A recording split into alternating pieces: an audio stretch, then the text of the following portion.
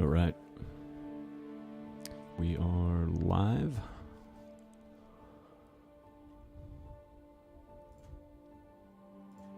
Check Twitch and see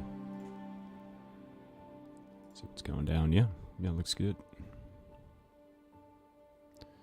Twitch looks good. Only quality option 1080p 60. Yep.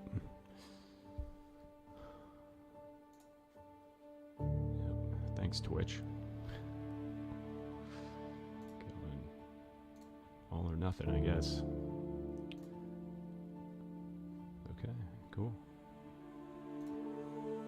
Yep. All right. Let's call it more riveting mining gameplay.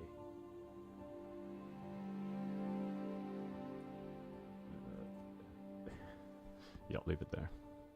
Leave it at that. Riveting mining gameplay. Riveting mining game? Riveting mining game. Okay, whatever. I don't like it, but... Alright, so last time... let's see. Yeah, so last time I got blown up. I think from desync, I just ran right into the... whatchamacallit, the station, so... You know, as you do. You know, why not? And yep, let's get in here. Excuse me. Yeah, so let's get in here. See if we can't get some Quantanium. I think I lost about 120,000 worth of passive components. Let's confirm. I'm really hoping, because passive components are so expensive, that they'll actually leave them on the ship. But yeah, that's a bit of a long shot, I think, but we'll see.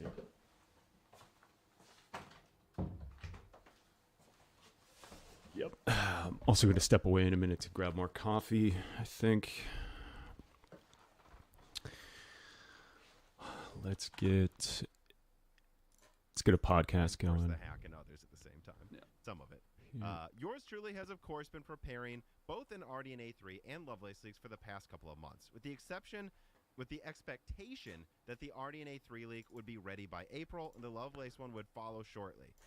However, the recent NVIDIA hack made the Lovelace leak much more sensible to do first. I mean, literally what I decided is, if I literally have this confirmed thing here and sources saying it's 99% true and my other info, would I not do this leak by myself anyway? So once the hack happened, I'm let's like, do a sound check really quick. In summary, Lovelace is based on TSMC's 5nm and scales up to around double the rasterization performance. Just want a little bit of podcast in the background.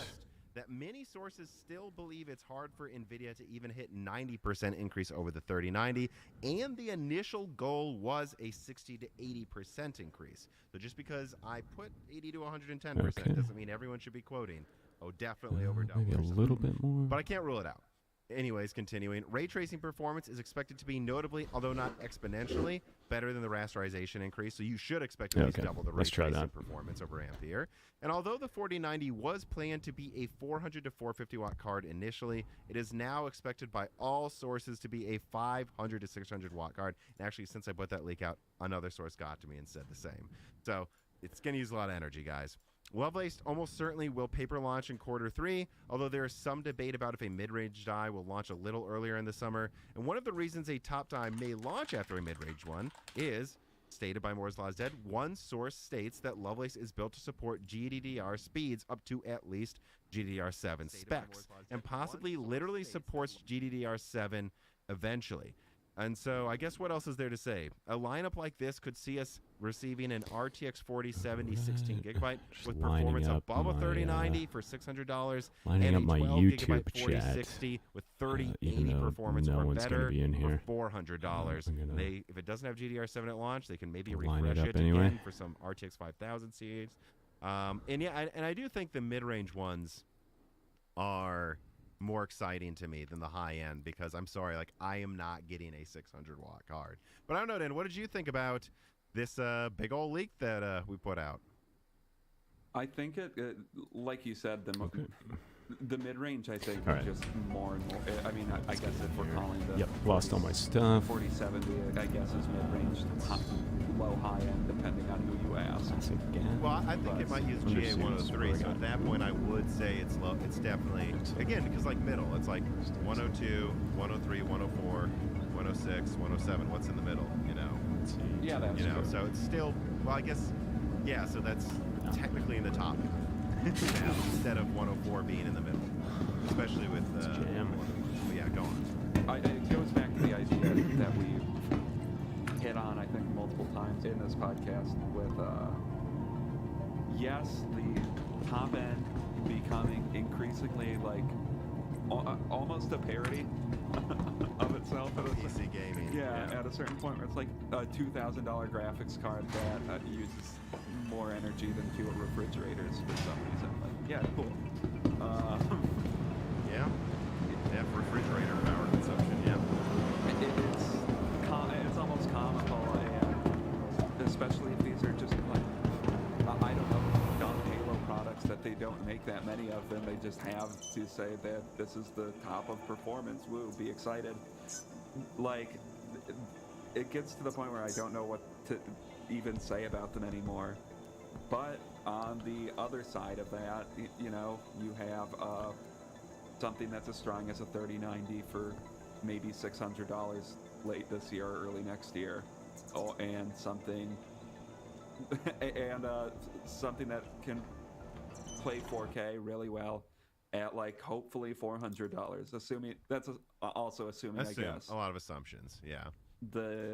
That's assuming that the MSRP debacle ever relents and that a potential $400 card doesn't just end up getting sold for $750 or $800 on not resellers but like Newegg. just literally AIB is saying the MSRP of their model is $800. Yeah. But with those caveats, like if something for like $400 or $500 that's can do 4K, or something that's $600 that's about the power. Awaiting delivery. I just paid. Oh, okay, I got to stop expediting because it doesn't actually deliver the ship. Kind of gets to a point where there's no purpose in discussing the top. It just shortens the time. They don't really deliver anything other than a bigger number. Okay. And I see. I don't know the necessity to buy a gigantic case that you put in a mini fridge to actually keep cool. Yeah, well, and I want to talk about this because there's a few reasons that I just think any main model having over 600 watts, and I've talked to a few sources, and we agree, if they want to make 600 watts work in a triple slot, you know, air-cooled card, they can, but I do think 600 watts is the limit. Like,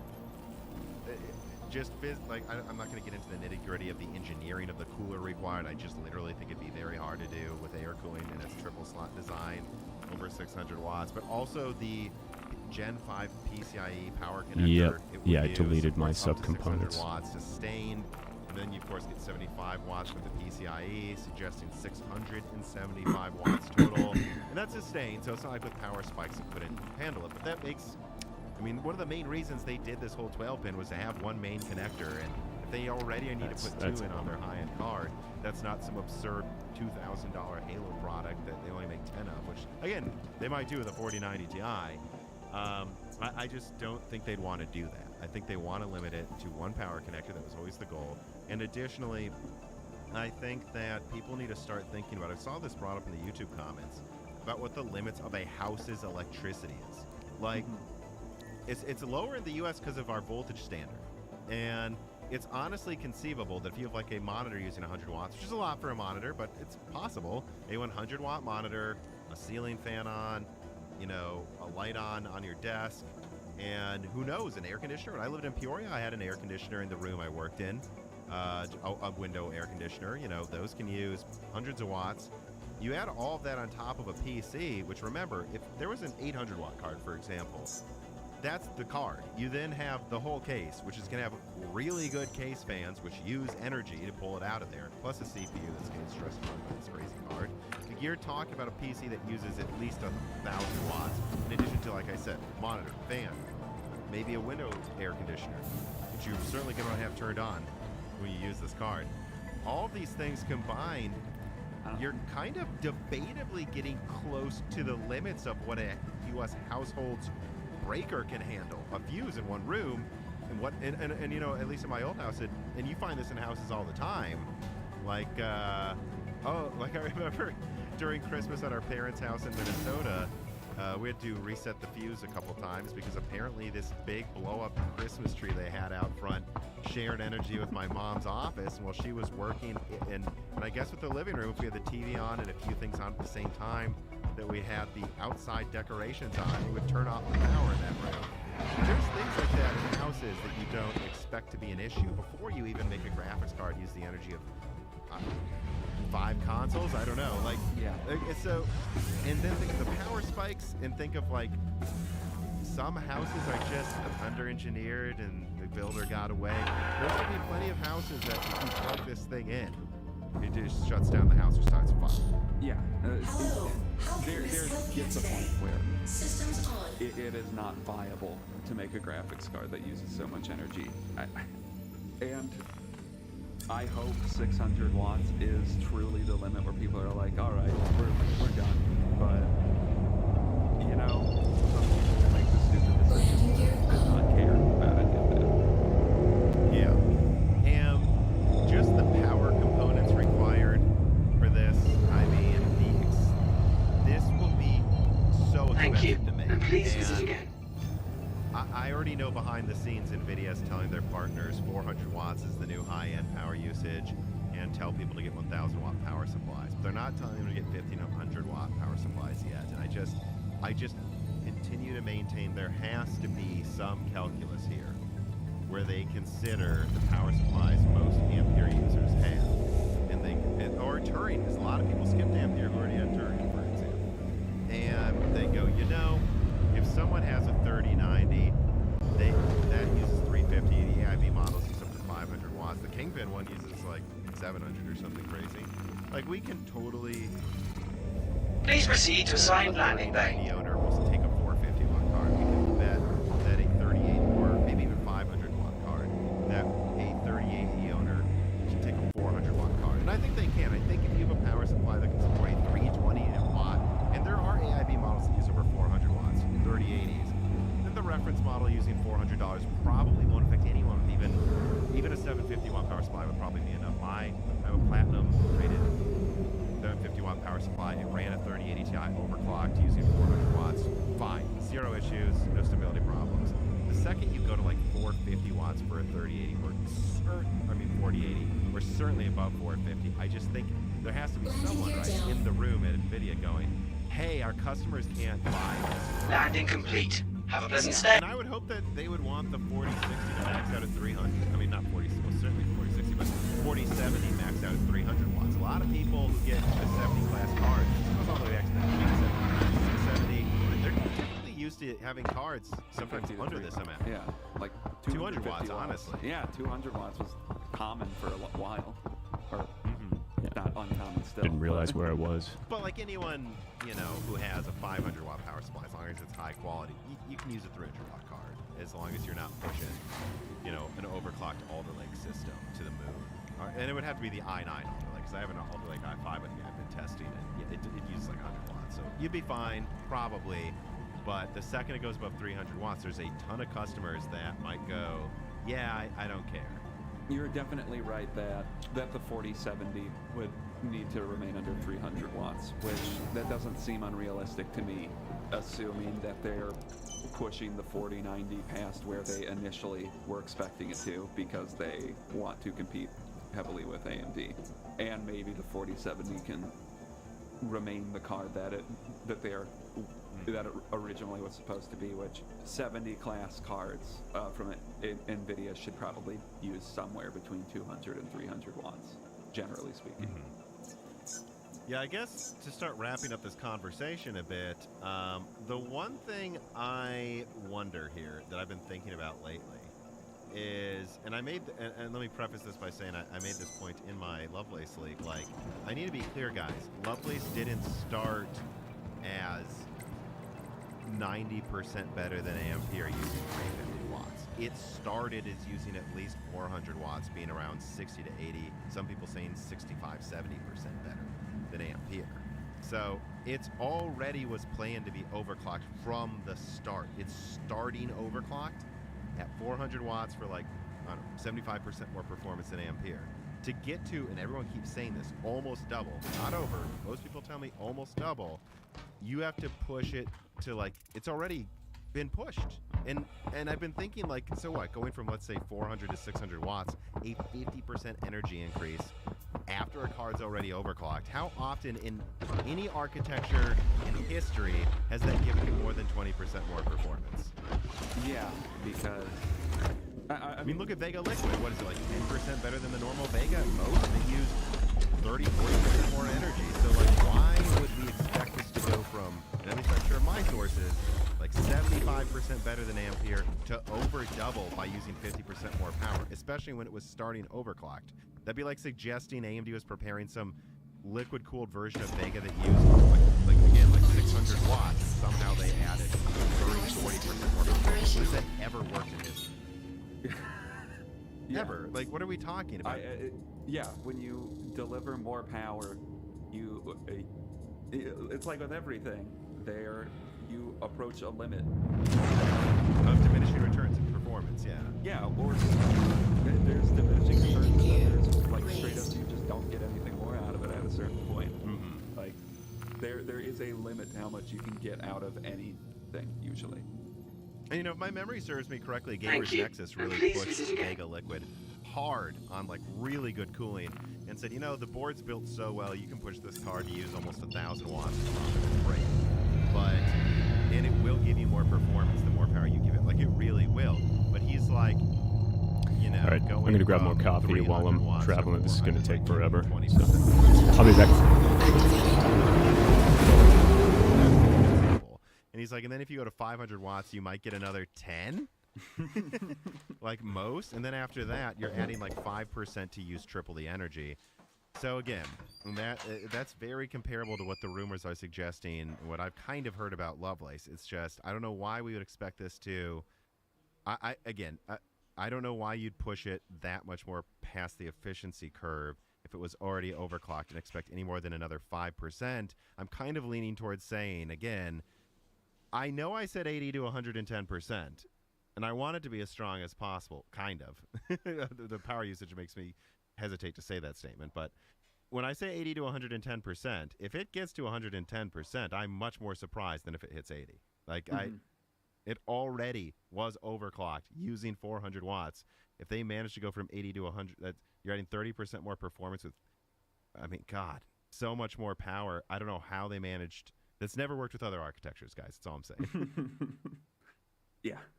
Otherwise, I don't know if there's much else to say about this leak. I don't know if there was any card in the lineup you saw from my leak that you thought was more interesting than the ones we discussed. I don't know if you have anything to say about GDDR7. All I can say is that this isn't, again, confirmed that it will launch with GDDR7, but this comes from the same... As far as, let's just say, a source I know that was the only one early on to suggest GDR6X to me. So... The only one. So, I think it's quite possible it has GDDR7 support, or at the very least, the fastest GDR6 or GDR6X on the market at the time. So approaching 27 gigabit, maybe. Who knows? Yeah, I don't have too much to say with GDDR7 possibly being on it. I think we were on GDDR5 for a while, and we were also on DDR3 forever, and things are moving a little bit faster now than they used to. So maybe there's only one generation of cards that really utilize GDR6 /6X. Oh, it's two. Oh, yeah, there is two. Yeah, and I guess that is, I'm glad you brought that up. That is something that I forgot to mention that I do want to say before we move on here. I'll even put a timestamp for this part of the conversation because I think this is important for people to remember. Turing used GDR6. What used GDR5X? Pascal. Right before Turing. So Ampere would be following the same pattern. They use GDR6, they use GDR6X in the top of their next-gen lineup, and then they move to GDR7 as quickly as possible, just like Turing. Yeah, for some reason I was thinking towards the bottom of the lineup of Turing there was more GDR5, but that was just me misremembering. And as for, anyone knowing about GDR7, I think some people are like, but I've heard GDR6X, and it's like, yeah, they're probably using that in their engineering samples right now, but they're building the controller for that might also use the same, I think it's called PAM4 signaling, GDR7 will. So with all that in mind, keep in mind that GDR6X wasn't rumored until, and I do believe Igor's lab was the first one to break that, like July or something. Mm-hmm. It wasn't like all of 2020 we were talking about GDR6X. Everyone, including me, was talking about GDR6, and the only thing I was consistently told is that it was clocked incredibly fast. Then we learned in July, it's GDR6X, mm-hmm. So the idea that it's surprising the drivers don't mention it or this doesn't, why would they yet? Yeah. They didn't before. Yeah, that's true. And the final note on that actually is this, too. I think people look at us using GDDR5 since, was it the 3870 or 4870? It was a long time ago. And then we moved to GDDR6, and it's like, why are we moving to 7 so quickly? Because we were stuck on 28 nanometer. Mm-hmm. These dies, these chips for RAM are made on silicon too, guys. So if we get stagnated on silicon, well, you're stuck using GDDR5 for a very long time. Yeah. And so moving to GDR7, again, even if it's not at the initial Lovelace launch, but about a year from now, yeah. And I know that other upcoming architectures are going to use it too. Mm-hmm.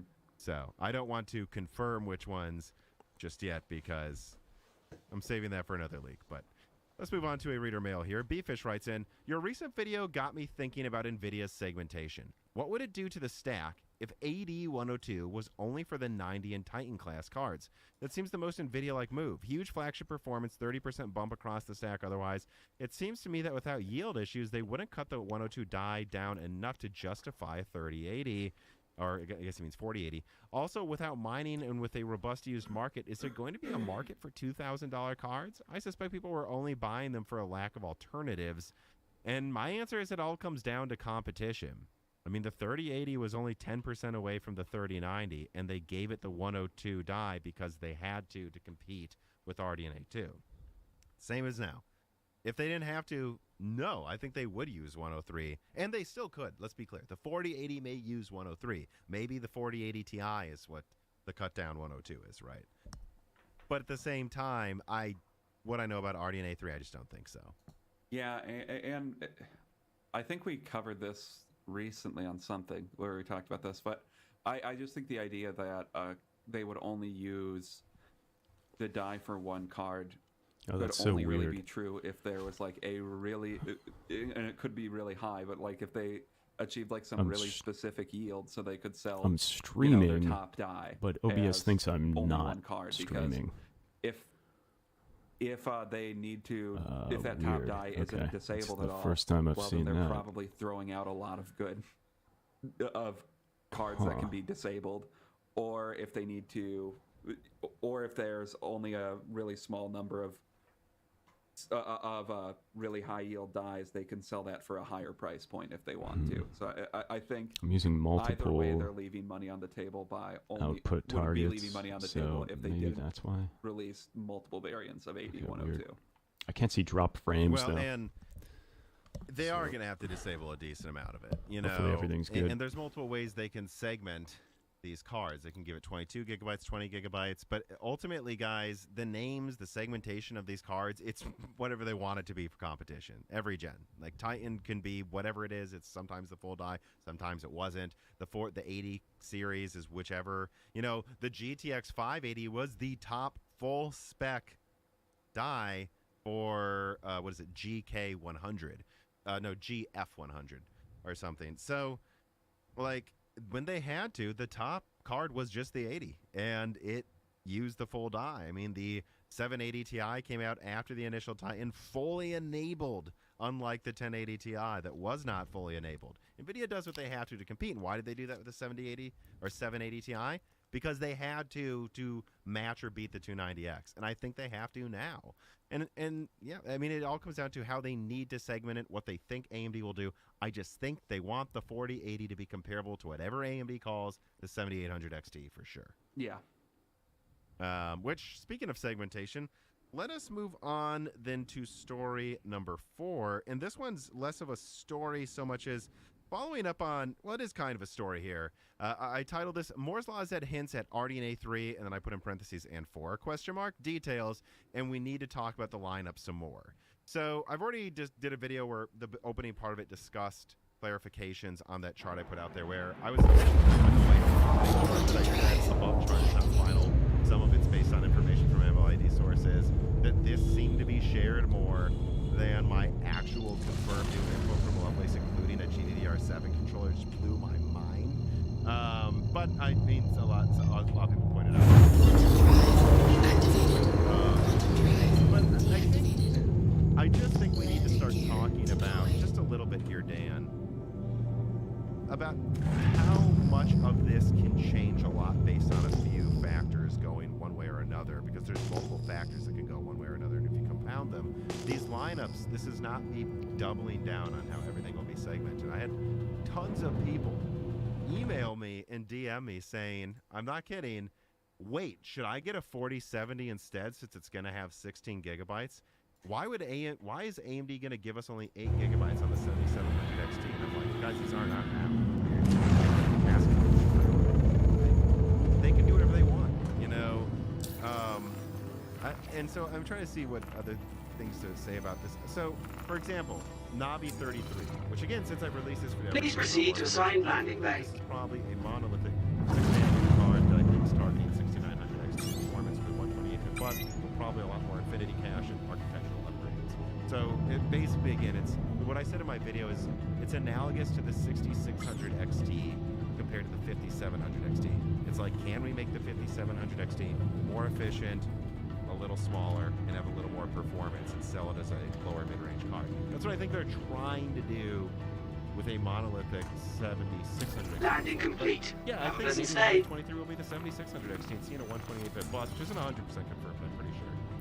I think actually it probably is more likely to be the 7600 XT. Would you agree? As opposed to what? The 7700 XT. Even if it's as strong as the 6900 XT, like, if it has 8 gigabytes, wouldn't you think actually this is just Navi 33?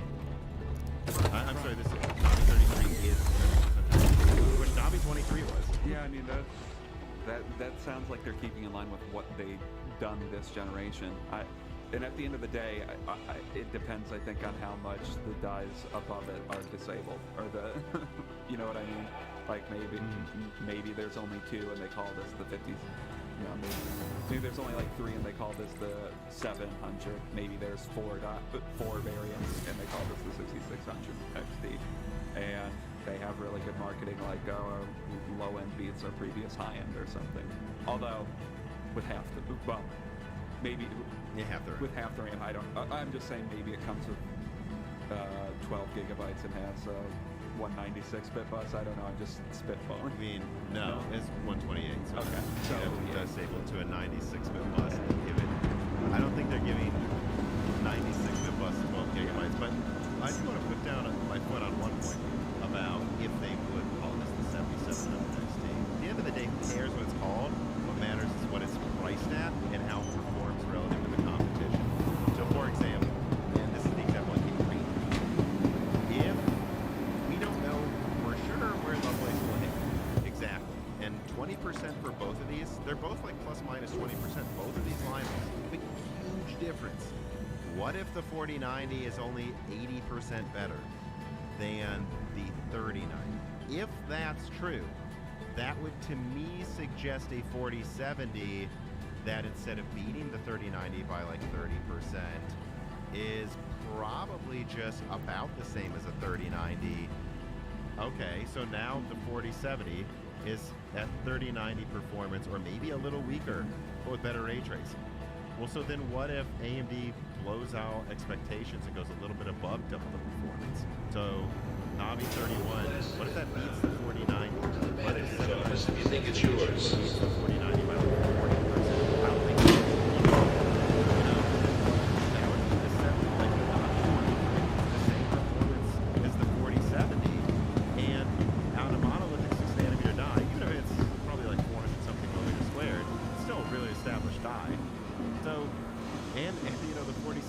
probably on like a 400 millimeter squared 5 nanometer die. If AMD like releases a slightly bigger die in an older node, they can make it cheaper. So like, would you really tell AMD to put 16 gigabytes on this card? Or would it be better for them to make it $400 and have only 8, but the same performance as $600 4070? Really, you're not going to consider saving $200 for the same performance? Yeah, I see your like. There might be a point where that's worst case scenario for NVIDIA, best for AMD. That's what I think AMD would do. Yeah, there might be, like you're saying, to our eyes right now, maybe it looks odd, but if the market is at a point where it would make more sense for them to just release like a $150, $200 cheaper card with half the RAM, that's probably good enough. Like, and they can market it as like an ultimate 4K, not 4K, ultimate 1440p card or something. And 8 gigabytes will be fine for 1440p. That might be a better option than overloading it with RAM. Mm-hmm. Yeah, and I think that brings into question, like few people said this too in the comments, it doesn't matter what they call it. If it's as strong as a 6900 XT, giving it 8 gigabytes of RAM is stupid. And it's like, I don't know about that, because games keep getting harder to run, you know? So if it's $400 and called the 7600 XT, which again in hindsight I think this is. We just got a few new items in, so make sure to check them out. Quite likely, actually. If we go to the middle of the outcomes for both RDNA 3 and Lovelace performance, like I mean, if it's as strong as a 6900 XT, then that means that you're looking at 1440p 144 hertz ultra, and 8 gigabytes is enough for that. And that's always what this card was going to be targeted at anyways. Why would you give it 16 gigabytes if you just have to remember the same performance is now lower high-end? It's not a high-end card anymore. They don't expect people to be playing the newest games in 4K. Games have gotten harder to run. Now they expect this to more be targeted at the 1440p gamer, except now they can run it at higher frame rates than they tried to get away with before with those cards. Yeah, which I think that's what you're going to see happen. Like, this is now this level of performance is 1440, like kills 1440 like 120, and it might be a little deficient at 4K because it doesn't have enough RAM for 4K. Yeah, and so outside of that, though, looking at this lineup, again, with everything I'm saying now not being held down, I'm just saying the other options. I actually wonder if, you know, it's all going to depend on how much AD can win. If they only win by like 5%, then I only expect a 7950 XT, but I want to be very clear. I do expect at least a 7950 XT, if not a 7970 XT, because they're about to launch a 6950 XT, and I do think they will take the crown by a tiny bit. They're going to want to add a new segment for that. If that happens, then I think you could very conceivably see a $1,500 32 gigabyte 7950 XT, a $1,200 or $1,000 32 gigabyte 7900 XT, probably $1,200. And then a $800, $900 24 gigabyte 7800 XT, and then a $600 12 gigabyte 7700 XT. I'm basically saying, if AMD only wins by about 10 to 15%, maybe 20%, I could actually see no 7970 XT at launch, and there's just a 7950 XT, and then they just give all Navi 31 dies $32 gigabytes at first, and then they give Navi 32 24 gigabytes, but then the cut down Navi 32 has 12 gigabytes 7700 XT. I don't think they need the 7800. They didn't need the 6800. I think that was kind of a redundant card. Yeah, I agree. I at least never hear anyone talk about the 6800. You know, because they didn't make any after launch. Basically, that's why they stopped making them. How many of those TSMC yields that are smaller than Ampere need to be disabled? Like, was it 30% or something? Like, it was a ridiculous amount. Yeah, I don't remember exactly. 60 divided by 8. Yeah. So yeah, 25%. You have to disable this 25%, and you're giving it 16 gigs of RAM. Yeah, I think that's actually in hindsight, and I kind of wish I would put that on the chart, the most likely scenario now. I think if they only beat NVIDIA by a little, they actually only have a 7950 XT at first, or they call it the 7970 XT. And that is 32 gigabytes for like 1500, 1700, then below that's a 7900 XT, the high as the 4090 or be so little. And then below that, 24 gigabytes 7800 XT. Cut down Navi 32, 7700 XT to 12 gigabytes. I think that's a good way to segment it. It's like the argument being, hey, the 7700 XT is only 20% weaker than the 7800 XT, but it has half the RAM. But if you're getting this, honestly, you don't need more 12 gigabytes for 4 gigabytes. Yeah. All right, I guess the final thing to say about this subject here, which we've been on for a little bit, is I just think that one thing that needs to also be kept in mind, which is the main point of the video, is that if AMD is going with MCM, and by all accounts they are for the top two configurations, that they wouldn't do so if they can't price it competitively. And I think they will. And I think people thinking, oh, this just sucks, they're going, because I've seen this, like that they're using multiple dies, they don't be able to make anything for below $1,000. No, that's not true, man. What you have to think about is how most of it can maybe be pushed to the 6 nanometer portion if they haven't Infinity Cache tile, IO tile, or at the very least, even if it's just 2 5 nanometer dies, well, you're dividing that up into smaller dies that will have better yields. So it will be more economic than Lovelace. Or I think if Lovelace is pushed that hard, because the power components are going to offset any benefits by not having a package. Yeah. And again, I've been recently told yesterday, like, that RDNA 3's efficiency is going to be that more heat means more cost to make at this point. It's not like 20% more energy usage, whatever. It's like, oh no, we need entirely new boards to make sure this thing doesn't light on fire. Right. I'll be right back. But yeah, all this is to say is I think the performance will be close. I don't think NVIDIA would be pushing this if they weren't at least thinking they can get close to top RDNA 3, most likely. We'll see. And I think it's going to come down to ray tracing, FSR, and DLSS. So, yeah. And I do want to say, the final thing I want to say on this is, I guess I'm going to get to a reader mail here. BBC 6800 XT Big Sexy writes in, he says, these names, would you bet one Bitcoin that RDNA 3 will soundly beat Lovelace and Raster, or at least tying it in RT performance? I would not bet a Bitcoin. And people haven't been using the bet channel on Moore's Law's Dead Discord for a while, which I added just to make sure people force us to clarify our positions on things. If you make me put money on the table, even if I'm not really doing it, but if you make me think about if I bet money on it, I'm clarifying if I actually think this is going to happen firmly. And I am fairly certain. I'm like, I don't want to put a number on it, but I'm like upper estimates that RDNA 3 would be Lovelace and Raster. But not enough for me to put $40,000 on the line. I'm not 100. That means I might be 90% or more, but I'm not 100%. And certainly not if you add ray tracing, because I keep hearing about the double amperes ray tracing are better. Then I hear over double for RDNA 3, maybe triple for RDNA 2. But RDNA 2 is behind amperes. I think the ray tracing will be close. And I think NVIDIA is probably going to win itself. Yeah, and obviously RDNA 2 had huge leaps above ampere, but I mean not above, huge leaps to catch up to NVIDIA when it comes to ray tracing. They're still behind, and I feel like there's a good chance they're still behind again at this generation. Well, I guess we'll have to see.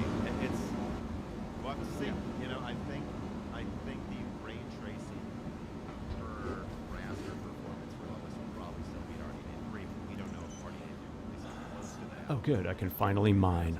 Therefore, kind of by default win. Not bad. You also got to think about, here's another funny thing, how heavy the ray tracing is in a game to where the raster performance advantage still makes AMD get a higher frame rate when ray tracing's turned on. Yeah. You just see what I mean? I think most games, ray tracing will bog it down more, but there may be some where turns out AMD is able to pull ahead just because of that, because it started from a higher starting point. Spamton Neo writes in, he says, assuming that the top RDNA 3 is called the 7970 XT with a standard of 32 gigabytes, what would be your dream Toxic Extreme Edition? No limits to cost, as that is pretty close to the point of the Toxic series. I mean, if it's literally the same card, nothing. I think we're looking at, double the raster, more than that in ray tracing, more RAM.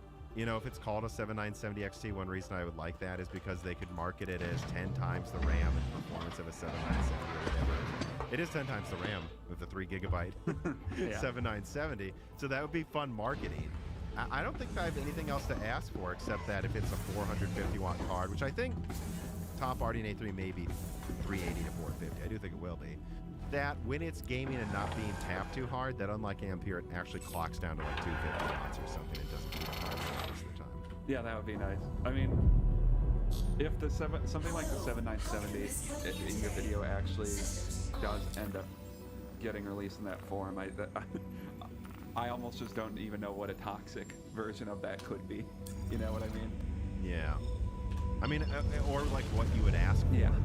Honestly, Spamton, I don't have anything to ask for. I'm pretty happy with the 3070. I wish it had more RAM, maybe a tad more performance, but it runs everything I want to play very well. This would be conservative. Sounds good. I can't imagine going from playing most games at 4K 100 to 4K 300 and then turning up settings and scrambling to try to get it down to 120 because I don't think I will be able to in most games. I don't think I'll ask for much. Tick Tickler writes in, Apple Simp here to the rescue.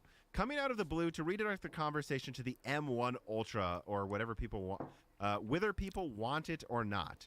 Well, I do want to talk about it a little bit, so do keep that in mind when you say whether we want it or not. It is whether I read your question, but I'm going here. Big Tickler. He says, it seems like the scalability of their silicon is really starting to run a train on the competition. 20-core CPU, 64-core GPU with 128 gigabytes of unified memory, and still another chip is double that. They got the M1 Max down to $2,000 price point, and they're always going to be a full node ahead of everyone, it seems. Not soon. I think this is still on some version of 5 nanometer, like even if you call it 4 nanometer, but I think it's still just literally 5 nanometer because it's using the previous one. Because Apple has enough blind sycophants, so I try not to hype them up too much, but I'm still seeing stupid Apple selling overpriced phone chips comments right now, and I just find it's crazy at this point. It's the largest company on the planet. That's like someone saying the U.S. military is weak because Americans all eat McDonald's. Well, they do say that. You should meet European people. Because I wanted to get your take on it since you're typically the most thought through in the hardware crowd. Well, thank you for the compliment. Yeah, well, let's get to it. Let us move on to story number 5. Apple announces the M1 Ultra combining 2 M1 Maxes for workstation performance. Well, kind of a modified version of the Antec here. As part of Apple's Spring Peak Performance product event on March 8th, Apple unveiled the 4th and final member of the M1 family of Apple Silicon SoCs, the M1 Ultra.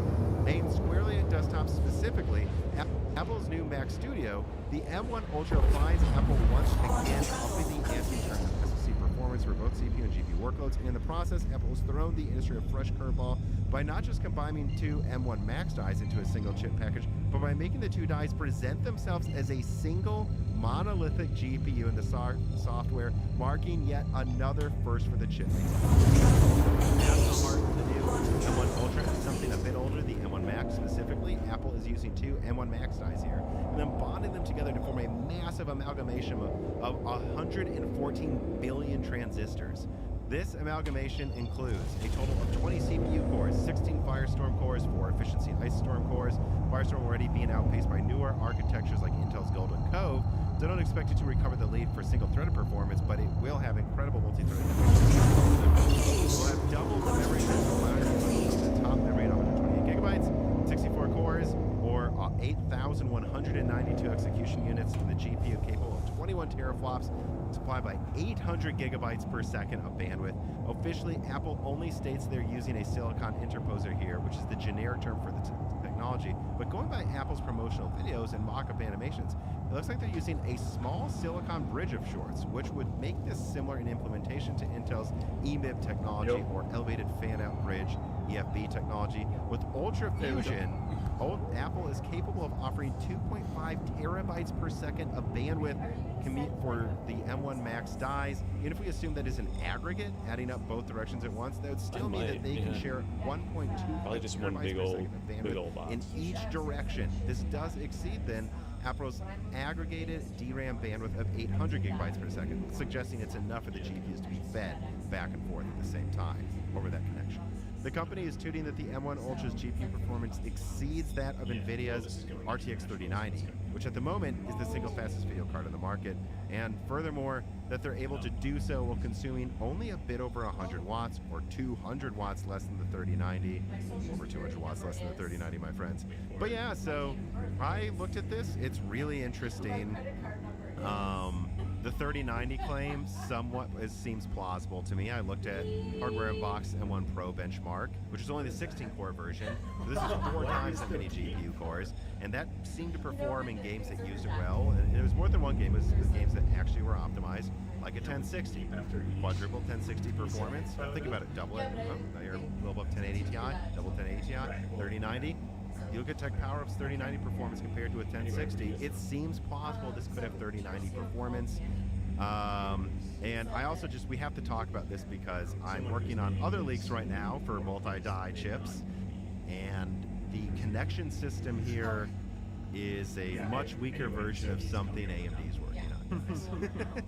But it is coming out first. Yeah, I mean, and this it is is already available, isn't it? Or, yeah, it comes out in like a few days or something. So. And in terms of like how many, let me see here, number 28 billion. Yeah, it's so pretty big. look, this is an SoC. granted, yes, but it is true. But it is like 4 times the transistors, or over 3 times the transistors of a 3090 on 5 nanometer, which is how they do it because they're on 5 nanometer. You know, I think it's like a 400 millimeter square die. So yeah, 2/3 the die size of the 3090. Sometimes they do. It looks like it's there's on a one node person in here, but I have no idea if that's an actual bot or not. So it's there is, there has been a dude. I don't know why, because I'm not doing it anything doesn't look like interesting. magic to me. It just looks like a really powerful chip on the newest. The performance doesn't There's seem a magical. dude The power who's been usage showing is up almost every day Really impressive if it holds across and hanging out. But it's mostly just if it holds like I'm doing this mostly to get used to mining because there's a whole performance. Because there's that's what needs to also be kept in. but this game is it's kind of nuts. Like images that it's from more of like Apple, a simulation you're not even quite kind sure of like experience what they're because you showing actually you, instead of that like you know how you're not sure what a lot of benchmark is games being they'll ran gamify Yeah, everything. I Like think you're the like way standing Ian somewhere is and then you you should get in your only ship and take just, like, Apple's claims as warp the straight to the exact ship. claims. With this, they it's all made, manual, so you that actually they open hit the door numbers they and then you usually get hit in. and say they will hit It's just- roughly, yeah, but it's that just they're hitting interesting. those numbers. No Project. new, can't be Yeah. sure if another app performs that well. Yeah, exactly. Yeah. Where But and yeah, just I think looking it at takes a to me, while seems though even to a little more like to build obfuscated an than actual like what you audience. would see typically and from a lot an of the people AMD that are successful demo, with where this, they like usually do show you the 7 or 8 games they want to show They you. have full Here on it's just series. cross-eye Yeah, I testing, might. I have this is no what it idea is. what I would What do is that this isn't test? already Who redundant, knows?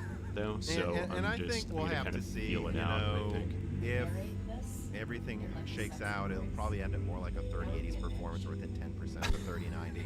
But at the end of the day, that should put things in perspective. When we How talk about about you this do Lovelace that? leak, Lovelace How is about using that? the same node, Yeah, if not anything the you same want. family of node at the very Hello, least. listeners. And okay then, guys, if Apple can hit at least Yeah, 3080 yeah. performance, let's just say A straight 125 voice. watts, I can't then keep a straight yes, voice. I expect the 4060 to get to that at 150 to that's 200. yeah. It's all good. 40, you know, Yeah, that's that that's puts kind things of in that's kind of good perspective. though. I think And then it if you I think it double sort that of works. performance, then yeah, I expect that maybe you know. So actually, that goes to show but how but crazy yeah, so bad it would be though. okay, If, go. but then again, this is actually Hello, listeners. actually pretty big. So who knows what the die size of the 4060 will be? I guess the It's- 4060 could have like it's a the much lady smaller voice. die size that's just pushed harder, probably. Today But we it have does some make it all seem very broken plausible. silicone. What we're hearing about Lovelace thing too. Oh yeah, that's true. broken. Yeah. I don't know enough about this game to like say anything about it. No, it's No.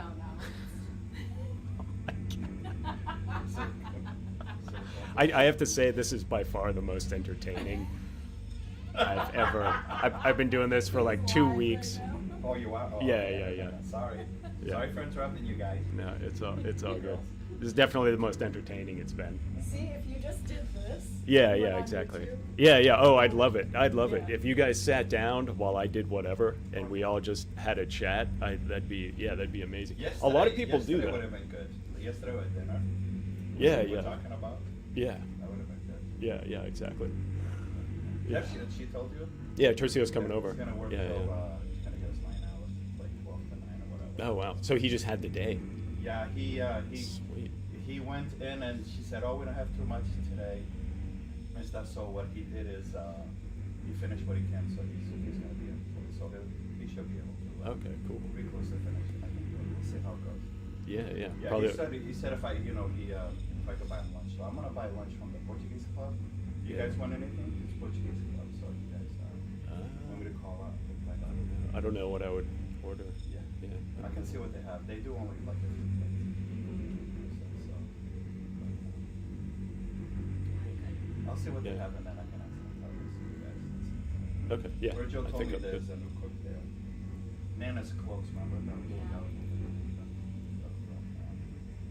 I'm gonna call in a little while and see what shape they have. And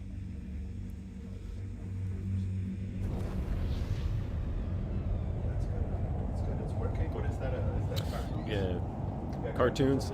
Yeah, it's kind of cartoons. It's this game that's basically a simulation. Yeah, but like here, I'll show you. So I can actually get out. You see like the MFD up here. You can actually click on all of that stuff. So it's pretty. Oh shit! I probably have it bugged now.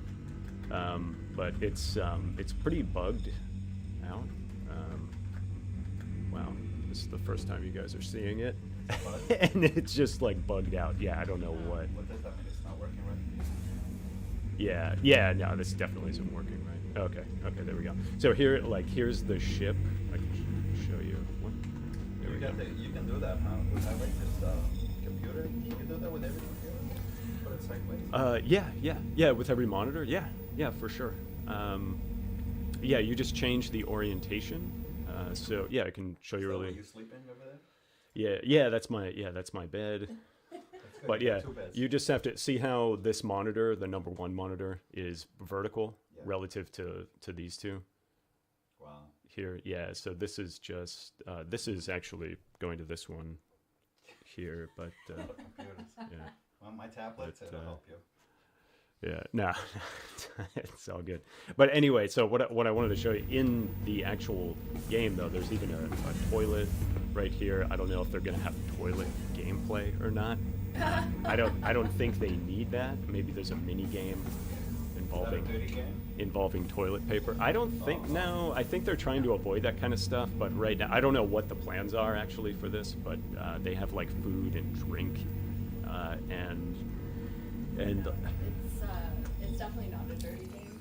I was just yeah. I told him that his niche on YouTube could be narrating in like a sexy voice, Yeah. and he was like, Yeah. no. Yeah. I don't. Women love, I'll women pass. Love, a deep voice, like with you know how we listen to, well, you know, like Barry White. Barry Hey, White. ladies. Well, you're not Barry White. You don't have his voice. You're better Yeah, looking yeah. than Barry White. But Oh, thank you. you don't have his voice. Yeah. Wow, that's a Yeah. nice compliment. Yeah. Barry White has a voice. Barry, you remember the thing? Yeah. But, Yeah. That deep, yeah. So, sultry voice. Yeah. Yeah. Yeah. But one day, you know how I listened to the sports talk. I think they were interviewing a guy with a fireman, and he had like a very, and all the ladies are calling and who's that? Oh my Just god. because they don't know what he looks like. The guy could be 1,000 pounds, doesn't get out of the house or anything. They're like, oh. So women calling That's out, true. is he single? I love that voice. It's funny. Yeah. Women. That. Should start a podcast. Yeah. Yeah. That's probably a big part of it. You gotta have something that draws people in. You know. You have a good voice. Your brother has a good voice. Commentary and all that stuff. Yeah. Yeah. So Definitely be a news, like a broadcaster. Yeah, he can do that. He Yeah. can do that. Like you see Clayton Morris?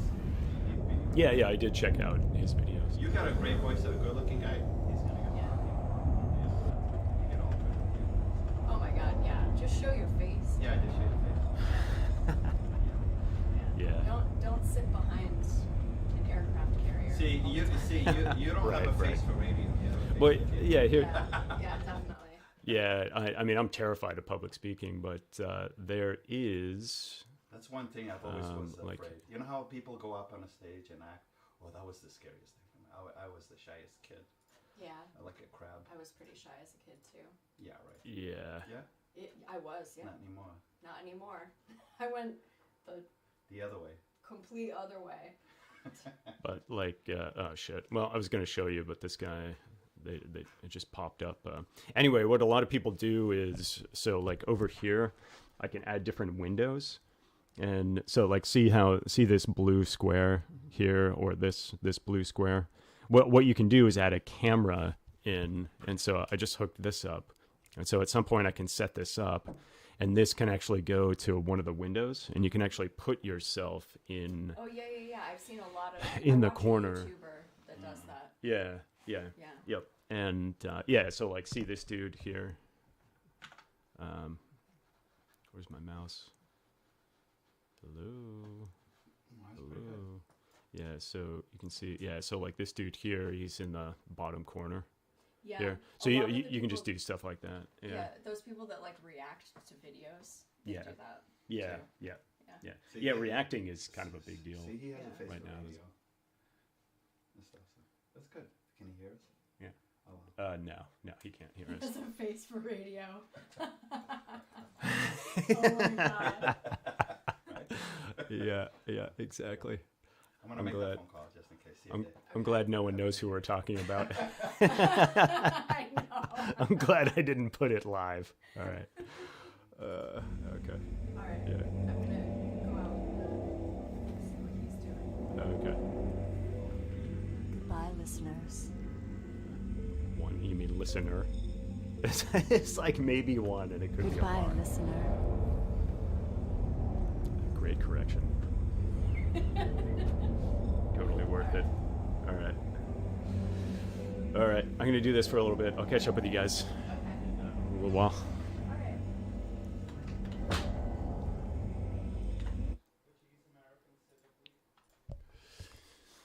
Yeah, but I don't know. Do you have anything else to say about this? Because I'm not sure what else there is, except that that's quite an interesting trick they've done, and I can't wait to see how well the graphics card performs in games. I want to see if there are huge latency penalties in a few games or something.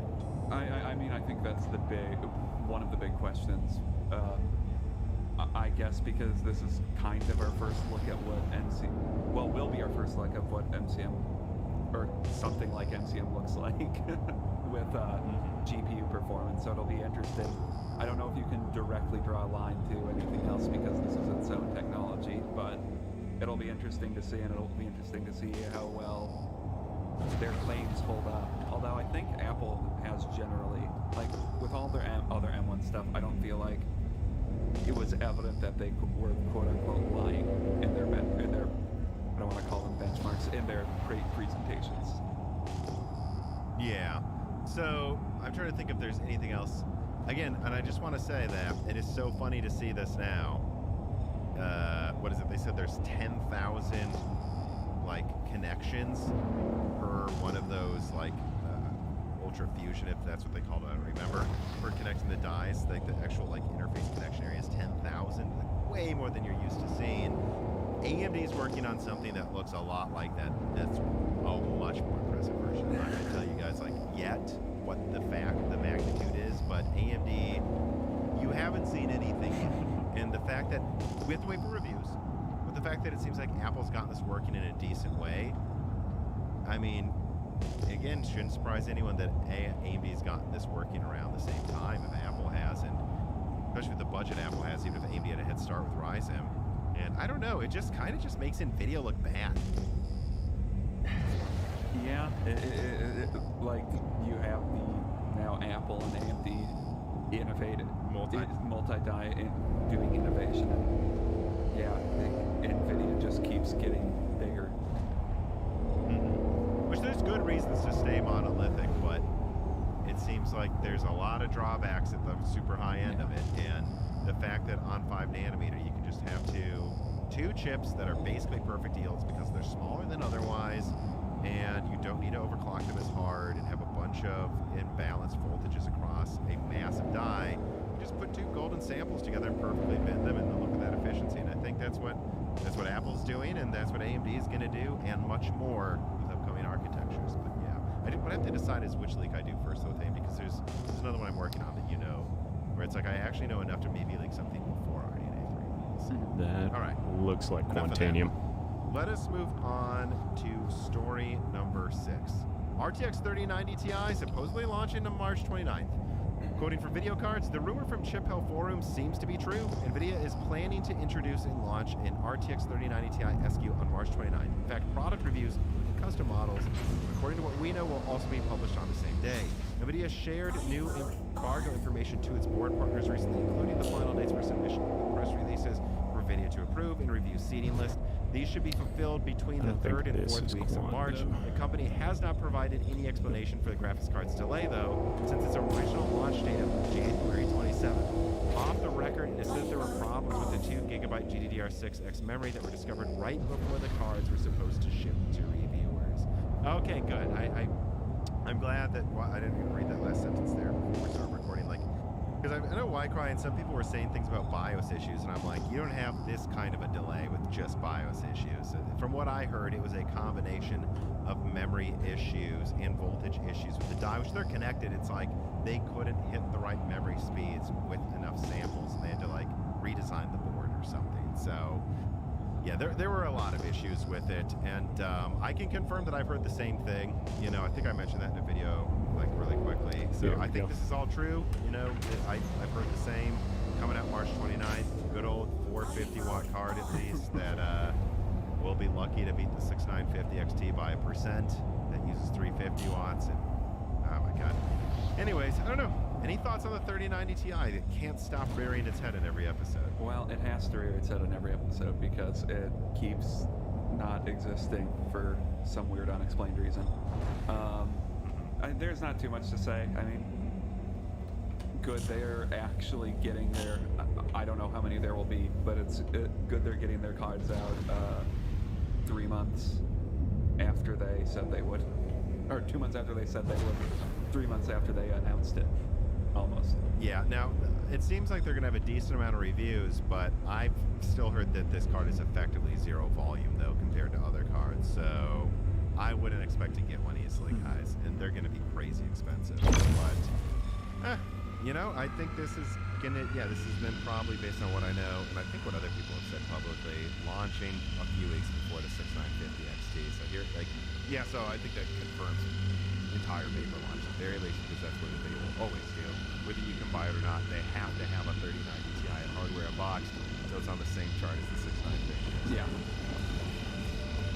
Today's video is brought to you by CDKeyOffer.com. As I put together a new benchmarking station for 2022, I know that whether it's running Windows 10 or Windows 11, I'll be getting that key from CDKeyOffer.com. And that's because it's a reliable, long-term sponsor of Moore's Law is Dead that gets you reasonable prices on legitimate keys for these types of products. But they're not all that they offer. They also can give you keys for Microsoft Office, keys for PlayStation codes, and even some of the latest PC releases like Elden Ring, a game that I'm enjoying quite a bit. Whatever you need, CDK Offer probably has you covered. And they're always running sales, but make sure you use the best code possible, and that's the ones provided for the Moore's Law is Dead fans. Moore's Law is Dead fans get the biggest discount, and if you go to the link on screen or in the description, you can use code BROKENSILICON to get 25% off Microsoft products and Die Shrink to get 3% off everything else on the website. Using these codes really does help Moore's Law is Dead, and it helps you play reasonable prices for games that you want and keys that, frankly, you just have to use half of the time. So, again, use the link in the description, use Broken Silicon, use Die Shrink, depending on the product. Let us 7. So, new leaks suggest Intel is launching ARC May through June for the top Alchemist desktop try cards. these And modules. I don't have a write-up for this because I don't think there's really needs to be one. But, this is something confirmed by Igor's Labs. I've seen other people say it. I've been told that, you should not expect high-end Alchemist in April at all. And I just kind of thought we needed to talk about this a little bit to just update people that, I think I'm going to be doing an Alchemist leak again, updating what we should expect out of exact pricing and release dates soon. So I've kind of already leaked, but I think it's going to be time for an update within a couple weeks because it's almost the end of March. Quarter one's almost over. Yeah, and they announced this a while ago, and it's still not out. You know, I just think it needs to be highlighted. The more time goes on, just the more arc is. The more arc I think needs to just come out, or else it's just not going to be that impressive at a certain point, you know. I've had some contacts about Lovelace say if NVIDIA wanted to, they could rush out at least one of the mid-range guys in like a couple of months. It'd be a paper launch. They can get this thing out sooner than you think. Like most of the specs are finalized on a lot of the lineup, just not the entire thing. And so you have to start wondering, like, I mean, Intel, get it out by the beginning of May. Because if you don't get this out until late June, what if there's a... I mean, we've had RDNA 3 leaks, so for a while, I know some of the early designs I saw were considering 6 nanometer. I can believe AMD might get Navi 33 out. You know, I don't think they will because they're launching the 6950X. To me, that telegraphs they're not going to do this. But what happens if at the end of summer, you know, there is a... What if the 6950XT is just them getting rid of the final production? You know, I have one person suggesting at least high-end Ampere might stop being produced in a few months. What if there's mid-range cards for $400, 50% stronger than Alchemist out from AMD and NVIDIA by then? They need to get this out. And those 4 million better be in the first month because no one's going to want to buy this at the end of quarter. Yeah, exactly. Like that. it needs to...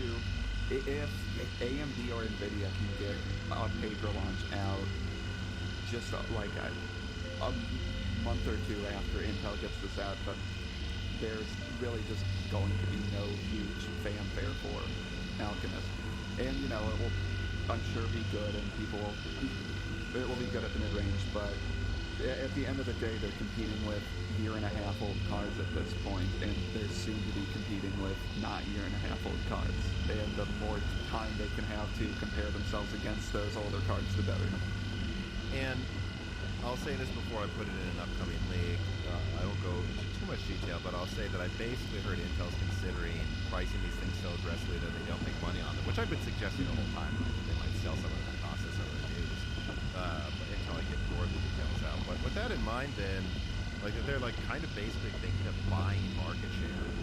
Like, okay, but I think it's easy to price something around cost that is strong around a 3070 if it launches now, like they kind of said it would, but it's not. Yeah, I didn't think I'd be able to even reach the optimal window, but it looks like for example, I'm going to be able to because the Quantanium is so low. 4050 Ti, so 128-bit card, 4600 CUDA cores. So I think we're looking at, I think we're looking at something that has about 2080 Super to 2080 Ti raster performance, probably 3070 a little higher than that ray tracing performance. 4050 Ti, 8 gigabyte, I think they can sell this for 300 to 350. So, I mean, that's pretty close to the performance I expect out of the top ARC card. Yeah. Like, if they want to buy market share with a 780, which I believe is the name of the top ARC card, what do they have to 350 for a 16 gigabyte card? Yeah. Because they need a price that's like it's competing with Lovelace at this point. Not quite yet. I wouldn't say quite yet, but yeah, it's getting close to that. And what if it underperforms? Like, what if it really, like, trades blows with the 3060 Ti, which is certainly possible that could be what happens. I don't know, guys. I mean, if that happens, I don't even know. They might have to sell the 60 gigabyte card for 350, 300 to compete with a 4050. It's going to look ridiculous. So, I don't know. Intel, get this frickin' thing out now. And again, to me, I point this out again with my last Alchemist leak, where people are like talking about how they're not sure. Oh, the people that think $4 million cards is a drop in the bucket. Like Monroe writes in and he says, would you bet 2 Bitcoin that Intel can ship 4 million graphics cards during 2022? Would you bet an additional 69 Bitcoins that most of them are going to be low-end cards? By the end of this year, yes, they will be low-end cards. I would bet that Bitcoin. And do I bet that they can ship 4 million? Yes, but it's not going to be easy to sell them unless they ship them all by the end of summer. So that's all I'm saying is I think it may feel like it helps the market a lot because like they have to get these out before Lovelace and RDNA come out. I don't know. It's Intel. All right, one Dirks writes in and he says, "Hi Tom and Dan, recently became a fan and a patron. My question is regarding performance uplifts and how they are quantified. You often see the report that NVIDIA and AMD expect an X% uplift in performance in raster, then you'll separately say a Y% uplift in ray tracing, for example. I've often made the assumption that this means if one were doing traditional benchmarks on raster, then it'd be like taking the previous standard generation and multiplying it by X. Conversely, for Y for ray tracing. How many rays can be casted and calculated in a certain amount of time by the previous standard generation multiplied by the result Y? Is this the correct way of understanding performance uplifts? I've tried to look around to learn more, but I find the sources to not have raw numbers to justify claims. So do your sources like often give you raw numbers on performance increases? Do they only provide general percentages? And are these true when they say them, in your opinion? You don't have to read or answer this if this reveals, well, anyway, I'm not going to say specific people I talk to, but a lot of times it's a combination of performance targets, and they do typically have those far ahead of time. And I think I've seen a lot of people doubt that. Like they're like, how can you know all the like 20% IPC increase? And it's like, no, it's not like they just said 20% IPC increase, go. But things are designed like 5 years, or at least 4 years before they come out. So there's the initial R&D phase, which I've talked about in my last guess of broken silicon. Often involves FPGAs, where they're like, will this circuit actually give us this outcome? And they hard design it into a silicon layout, make the prototypes, and so once they're testing with FPGAs and seeing if their estimations theoretically result in the results they were hoping for with that organization of circuit, they get their IPC and performance numbers. They go, oh, so that worked, that didn't work, that worked. Multiply that together. Oh, we think we can beat Ampere by 70%. So that is where this comes from. And a lot of it also just kind of has to do with how big they expect the die to be and the node they're on. Like if you look at, I mean, come on. If you look at Turing compared to Pascal, what do? 745 millimeters squared instead of like 470 or something, I think. So it's like, oh, so we're increasing. Actually, is it linear? Because it usually is pretty linear, guys. Let's see, 745 divided by 471. That's a 58% increase in die size, but some of that was to start supporting ray tracing, and it's on a slightly better node, 12 nanometer node. They look at that and they're like, well, it's not going to be more than 58%. Lo and behold, during it ended up being 35-40%, except it supported ray tracing. And think about like equivalent die size comparisons and stuff. It's like RDNA 2, 528 millimeters squared divided by 251. That is 2.1. Like the exact amount of performance RDNA 2 over RDNA 1. Yeah. It's just, now, usually you don't get the exact amount. That's a crazy good architecture if you manage to scale it. Crazy good. So you saw Turing did it. RDNA 2 did. So if you think about, what they're going to do, and then you even look at like Navi 23, which is 237 millimeters squared. Like they saved 5% die space, I think, from Navi 10, RDNA 1, and they gave you like 5% more performance. The whole new architecture still took a similar amount of die space for a similar amount of performance. So a lot of these estimates can come from that as well. And I guess that's just how I answer your numbers. That's often why they're testing things. They don't know the exact configuration, but they know they're working on. They know what's working in the FPGA testing, and so they can estimate a level of performance. Then they start reporting it and say, okay, well, let's start planning for this lineup to kind of look like this. And that's where a lot of it comes from. That's why you get that before the exact RAM speeds, and stuff like that. And in terms of reporting RT over raster, it's just because most people look at raster first. And I think a lot of ray tracing's performance is just making sure you gain more than the raster. Yeah, well, that's why I report it that way. Yeah, because unless ray tracing is gaining over generation over raster, I don't think it's that impressive, because that doesn't indicate that that ray tracing is actually improving at all, and it will still hinder performance, in my opinion. It needs to escape exactly that hindrance of performance to become a real usable feature. So shall we call this the ray tracing escape velocity of usability? Where it doesn't matter if ray tracing needs to start increasing better than raster does to make me turn it on. Yeah. In most cards, because it hurts performance too much to turn it on at almost all levels still. And So that's, and I think Ampere, they made these wild claims like it was 70% better ray. They made it seem like it was double the ray tracing. In practice, it was like 10% better than Turing. And to be honest, most things I find, it's pretty much one more with Turing. So that's why I'm careful with my estimations from what I've heard. Now, there's a ton of cache in Lovelace, and AMD's reworking a ton of cache again in RDNA 3, and that helps ray tracing performance a ton. So that's why I think it will increase more than raster this time. But I still hesitate to be like, these ridiculous claims NVIDIA's even made that didn't turn out to be true. I'm like, I still think if they can even manage 25% better ray tracing than raster, that's, I don't know if it'll surprise me, but that's an accomplishment compared to everything. All right, let us move on to finally the final story. There's just been so much news these past 2 weeks. Story number 8, Threadripper Pro Milan X, or should I say Milan X, low-end Ryzen, and 5800X 3D, and more coming out in the next couple of months. So here's the write-up for all this Ryzen crap, guys. Tons of Zen launches are coming, and the details are leaking so rapidly that it's hard to keep track. Anyways, here's what I can tell is being rumored lately, because I haven't paid that much attention to this, I really don't care about something like that. But anyways, there is decent evidence that AMD will all but, or quite literally, drop pricing on Zen 3 chips by 20 to 40% per SKU. Indeed, right now, if you go to Amazon in the US, the 5950X 16 core is listed for $90. The 5800X is listed for $350 prime shipping. All of this is preparing clearly for the new, cheaper SKUs, and the flashiest one, the 5800X 3D with V-Cache, that is rumored to retail for around $450. Same price, or actually a little bit more most of the time, than the i7-12700K from Intel, depending on the model.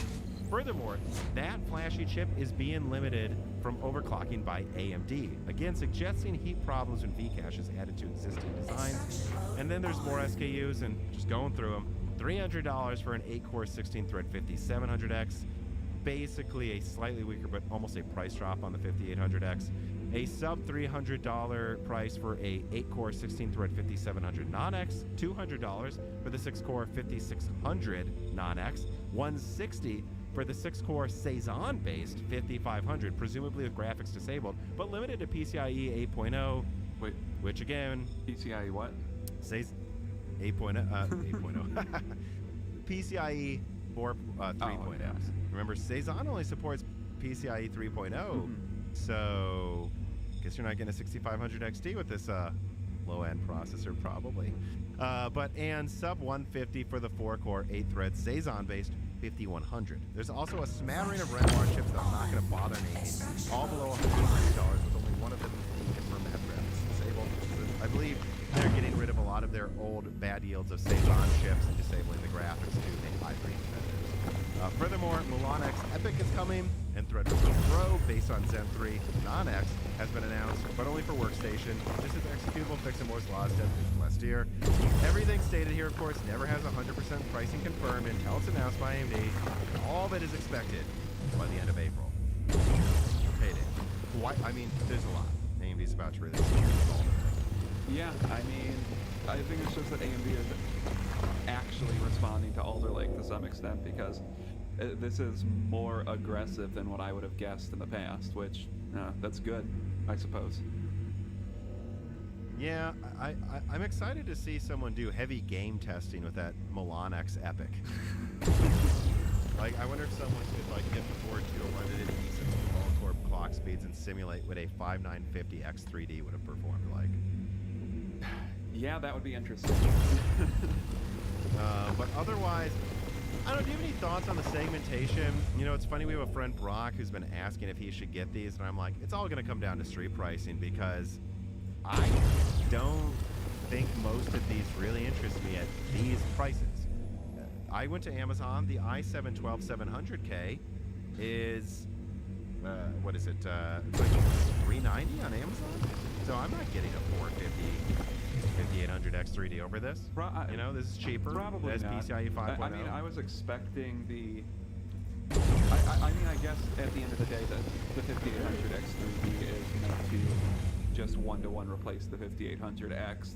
No drop in performance. I mean, no drop in price, no aggressive increase in price. They're just like, these replace this replaces the 5800X, which... And then everything else in the stack's being moved. Yeah, which there's a downward movement in the stacks, which I think is a good thing, and I think that indicates there is somewhat of a response. They feel somewhat of a need to respond to Alder Lake's pricing. But, I mean, if you're building a new system, the 12700K is probably still a better option than the 5800X 3D, especially if you can't overclock it at all. Yeah, and I'm looking around. Yeah, so I mean, typically, you know, your Z690 boards are more than your X570, but they come with more I/O, and they don't. Again, it's like when I look at these X570s, you can get a good X570 for like, seems like around 150 to 200 bucks or something, whereas Z690s, yeah, usually a little over 200, but. I don't know. I think it all just is kind of keeping pace with the drifting down of even Alder Lake Street prices and making sure people with an AM4 motherboard who want a stronger CPU choose AMD, because I'm not choosing a $300 5700X over a $280 i5 that I just put in a benchmarking station. The i5's better. Yeah. Well, and I think... And it's cheaper. I think that's the entire...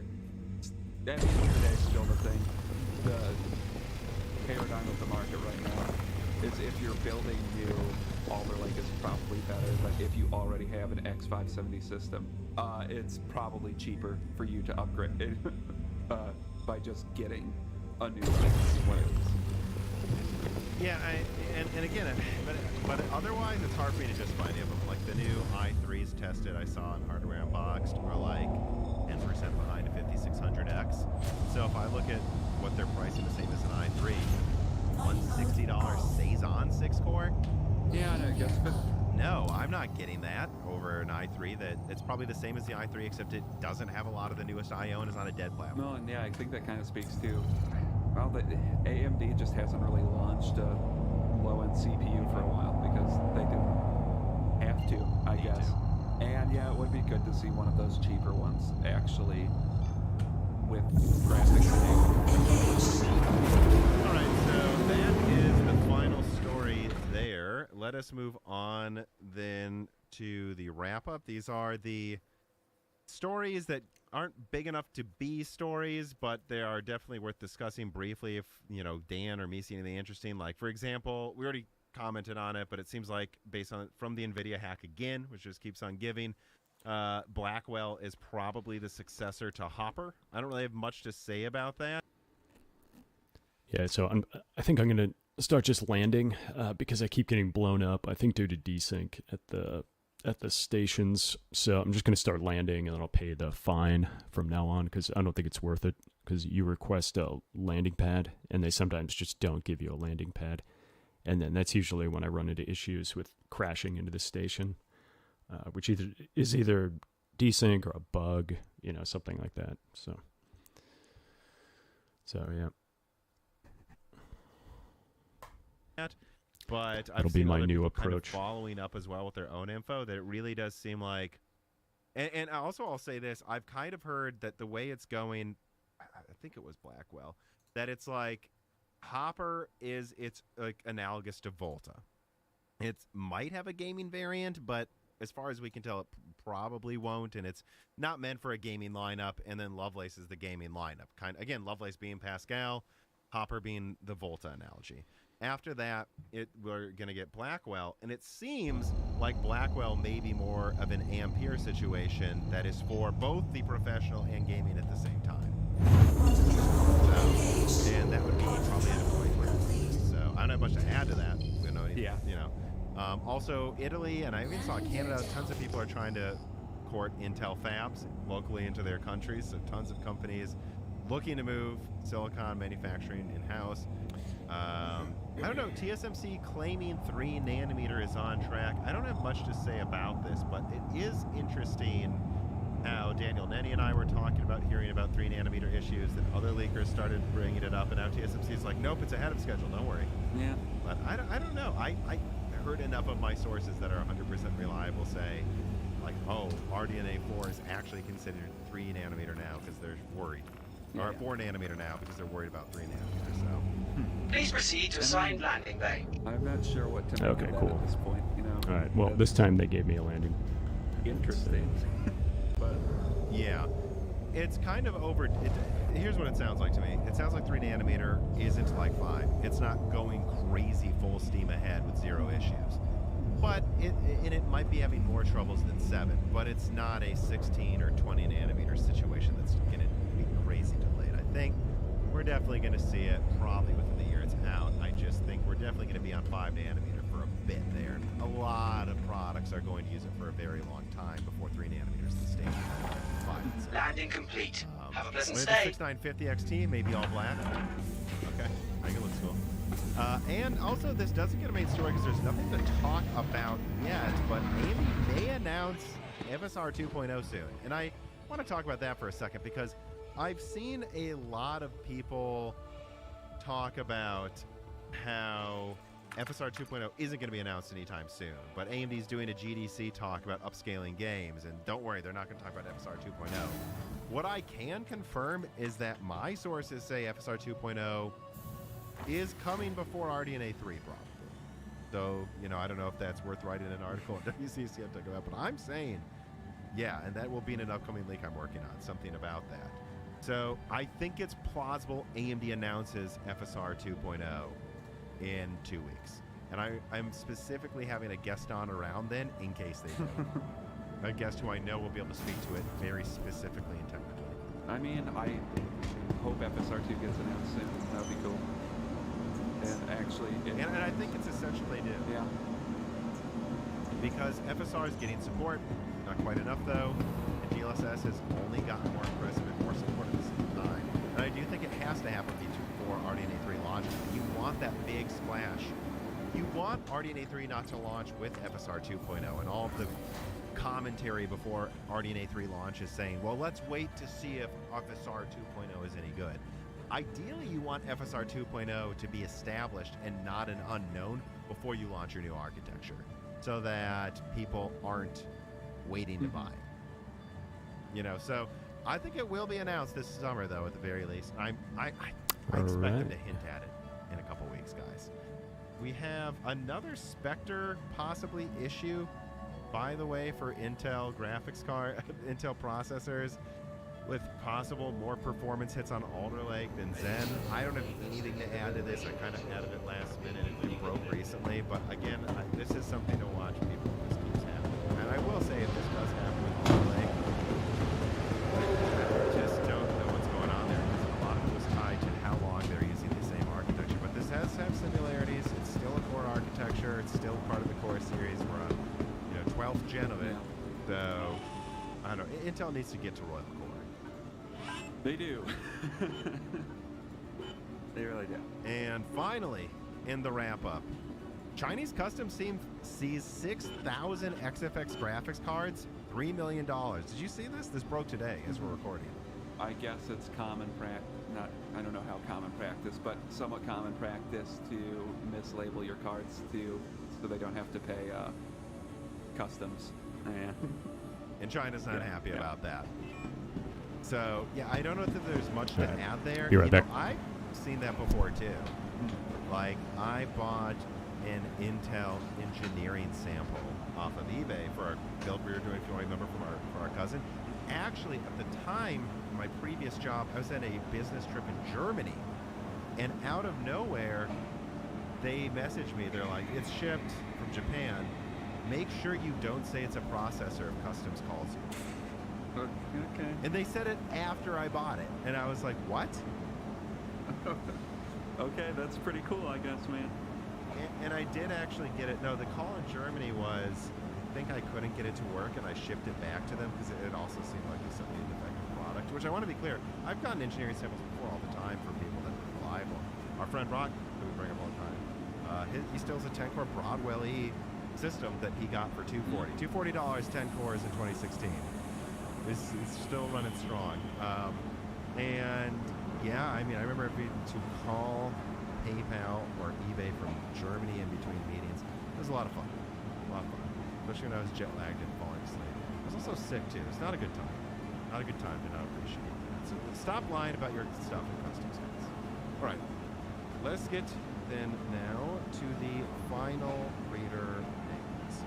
Tadasuki writes in, and he says, from my recent calculations, when you count in inflation, graphics cards in recent years, even before the shortages provided only over inflation a 7 to 8% year-over-year improvement in normal gaming performance at a constant price of $200. This is an order of magnitude lower improvement than we were used to seeing during the first decade of this century. My question is, when do we collectively say it's not acceptable anymore? When improvements decline to 3 to 4% at the same price point per year, or when too few people are talking about this, in my opinion. There's too much talk about high-end products instead of the average people's products. So my answer to this is $200 is a sticking point. 2016 also is. The fact that you started at 2016 and chose $200 is kind of cherry picking how bad it is. Not to say that prices aren't going up or that it's good. I'm just saying you did cherry pick kind of how bad it is. If you were to cherry pick the performance you get for $1,000, it's gone up a lot since 2016, and I think we just need to accept that the low end is kind of dying. Yeah, I mean, and then I think he would say that, like, he's also accounting for inflation, which I would need to see how you account for inflation. Sure. If you account for inflation, there's probably a better than that. Yeah, so I don't know. It's choosing the low-end price point because, yeah, the low-end price point, like you said, is kind of dying, which I think has been a big line in our channel for a while, in the channel for a while now, or in the market in general. Yeah, and like you can just point that out with the 6500 XT.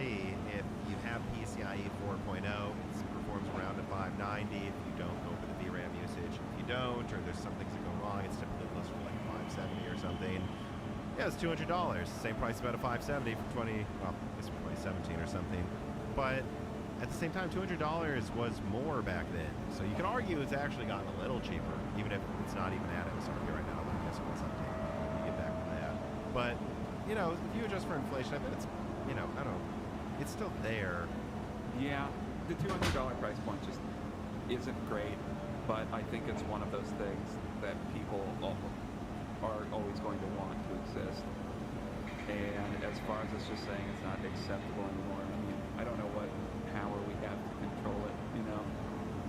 Absolutely, and I think another point I would bring up to this question is I do think that mid-range gamers just aren't asking for as much more. And this might, don't get mad, hear me out here, I'm just saying, you're gaming in 1080p, 1440p, plenty of sub $400 cards are still doing fine at 60 frames a second for sure. A lot of those people that were always saving money also are probably more willing to turn down settings, whereas the people willing to spend. All right, so apparently there's some sound setting in here. I can enable spatial sound. What is this? Windows Sonic for headphones. I don't know what this means, but I'll turn it on. Spatial sound format. Select the spatial sound format you want. Windows Sonic for headphones. Okay. Let's apply. I don't know what it does, but let's check it out.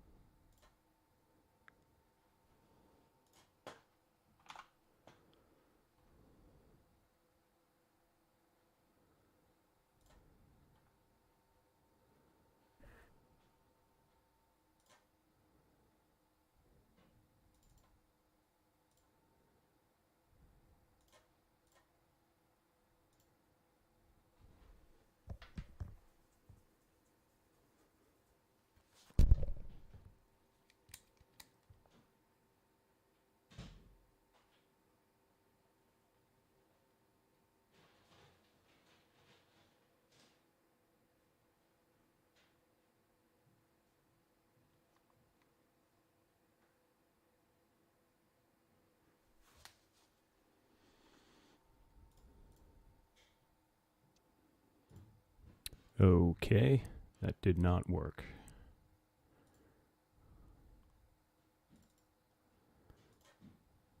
All right, now I can't hear anything. So what?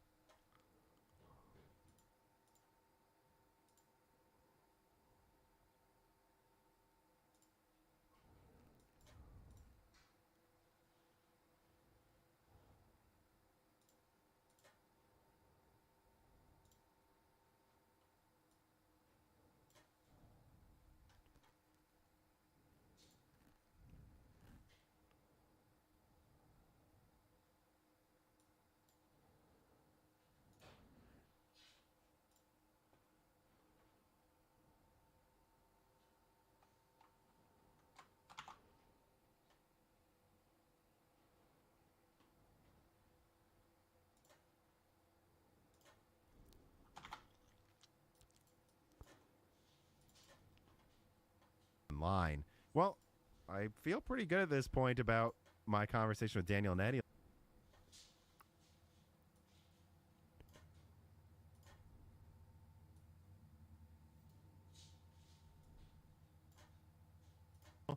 No, not probably till the end of the year, and I don't really expect a crash until 2023.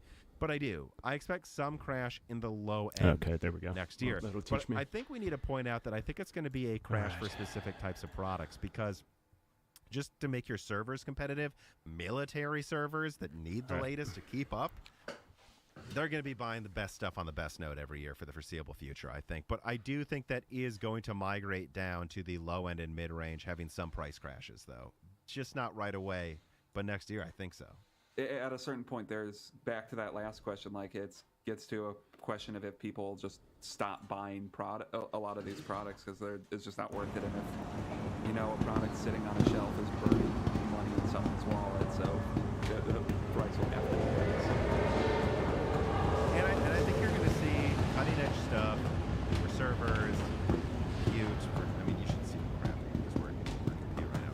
You've seen it, Dan. It's insane. But that's not being sold. What the thing I'm referencing to Dan for any price that came in. So, like, I would suspect there will always be a new top die on the latest node, so they can sell that for professional customers and the richest gamers. But I think more and more you're going to see the mid-range come out on a node behind. And, Navi 33, it's already happening. Yeah. It's just not worth it. It's just not, The Forbidden Juice writes in, he says, hello, Tom and Dan/guest. It is Dan.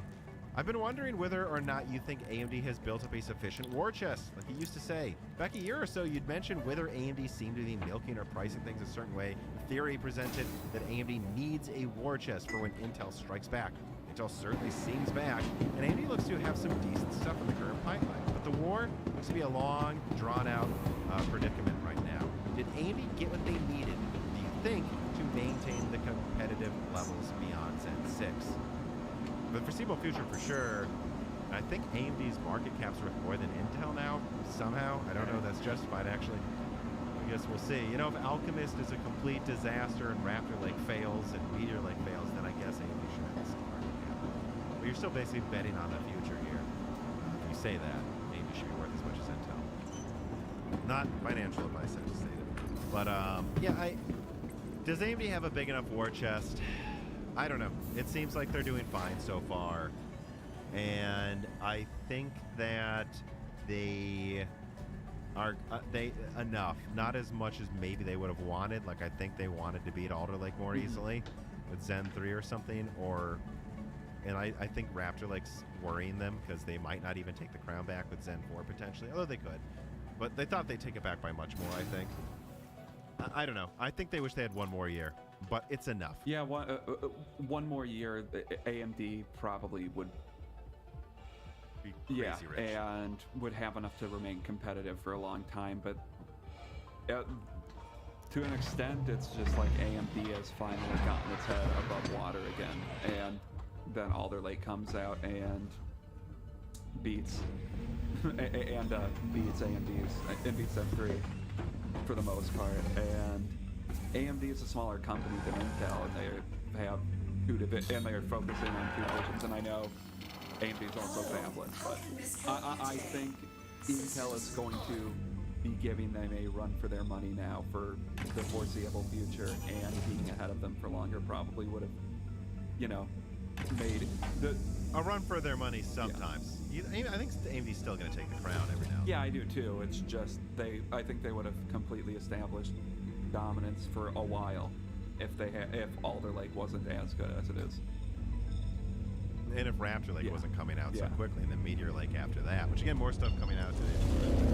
Yeah, like what I'm reporting about Meteor Lake truly coming like maybe like 9 months or something after Raptor Lake, and coming to desktop. Yeah, I think Intel's on a warpath here, guys. But having said that, there's an important distinction here. When AMD took the crown, thank you. By meaning the 5870, the 7970, plenty of other chips in the and the margins weren't better than their competition. AMD's margins aren't worse, but they're aren't like better necessarily, but they're good. They've gotten into a position where Zen's making lots of money, where RDNA is making lots of money, where they're getting more server contracts that act as like that kind of sustainable trickle of R&D funds. This isn't like before where it's like, oh, they took the performance crown in gaming, but NVIDIA still has all of the data center market in AMD's lost server. They have the constant funds now to be sustainable to where I'm not worried about their head going below water, because they're making big profits on everything that is going to stay for a long time. So yes, they've taken the crown before, but not only have they built up a decent war chest now, but they're going to keep making big profits. So I'm not worried about them falling behind. At least not for a few years. 2H Freddy writes in, and he says, what do you think of the possibility of a 16-core Zen 4 laptop APU? Intel is driving forward in the high-power laptop division with Alder Lake, and with more E-cores on Raptor Lake, I'd expect to see some pretty good multi-core performance from them. Does AMD need to try to keep up with them in the 65-watt plus power class, or should they keep sticking it out with single CCX 8-core designs that target 35 watts? I've heard about, or I don't think I leaked this, but I know other people are talking about something called like Raphael H. So that's analogous to the 16-core. What I leaked it first was like Alder Lake HX. You know, like literally trying to minimize the package size of desktop Alder Lake to fit in a laptop at 65 watts. So whether they do, I think they should, and it seems like they're going to. As far as we know, Raphael has like a GPU built in, meant to be paired with a dedicated card, but it is an APU technically. So I think the answer is yes. Exactly. They're fine seeding the full like desktop replacements. They could just keep going for the 8-core, but they kind of have to go for the 16-core at some point if they don't want to fall completely. Well, they've already fallen behind Intel in laptops as of a couple weeks ago. And overall performance. Yeah, like they something needs to come. They want to be put in high-end laptops or ultra high-end laptops. And again, like, the 8-cores is still pretty good. Yeah, well, and again, I don't know if they're going to make some separate APU that's entirely its own SoC, separate from Raphael and Phoenix. Phoenix being their main APU, died, I believe, at the end of this year? Yeah. But it's not that hard for them to take Raphael and make it a more compact, you know, SoC for a laptop. Just like it's not hard for Intel to make their Alder Lake desktop chip a more compact version meant for laptop. They're just using like a different, you know, SoC packaging. So I don't think it's hard for them to do it either. They might as well do it. That's my point. Root Knight writes in, do you think Valve is about to dip their toes into being a full-on, sustained console maker? For example, following the Steam Deck with some cheaper home console version with no screen and controller built in and maybe bringing back a new controller to the store? Or do you believe Valve will stick to the Steam Deck and leave that kind of expansion to other manufacturers? They've already played around with like the Steam Box stuff. I think this is it. I think there will be a Steam Deck 2 for sure, but I don't see a home console yet. Although it is worth pointing out that a micro console is in the cards.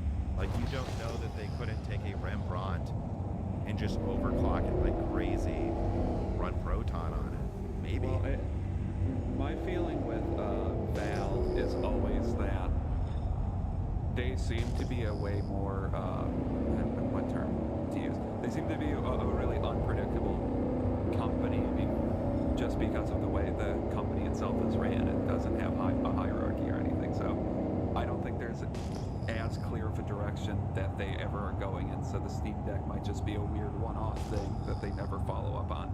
Because that's a thing Valve kind of just does. Like, they make tons of money off of Steam, and then they do their weird experiments. But yeah, and then they go back to making hats. Yes. Well, hats are the ultimate experiment, though. Because, like, to me, it feels like everything Valve has done since Steam came out, it feels like an experiment. They're trying, like, oh, well, we can... Which, to an extent, I guess that's always kind of what they've been. Like, Half-Life 2, although it's a classic, Half-Life 2 is, like, meant to show off physics in games and stuff.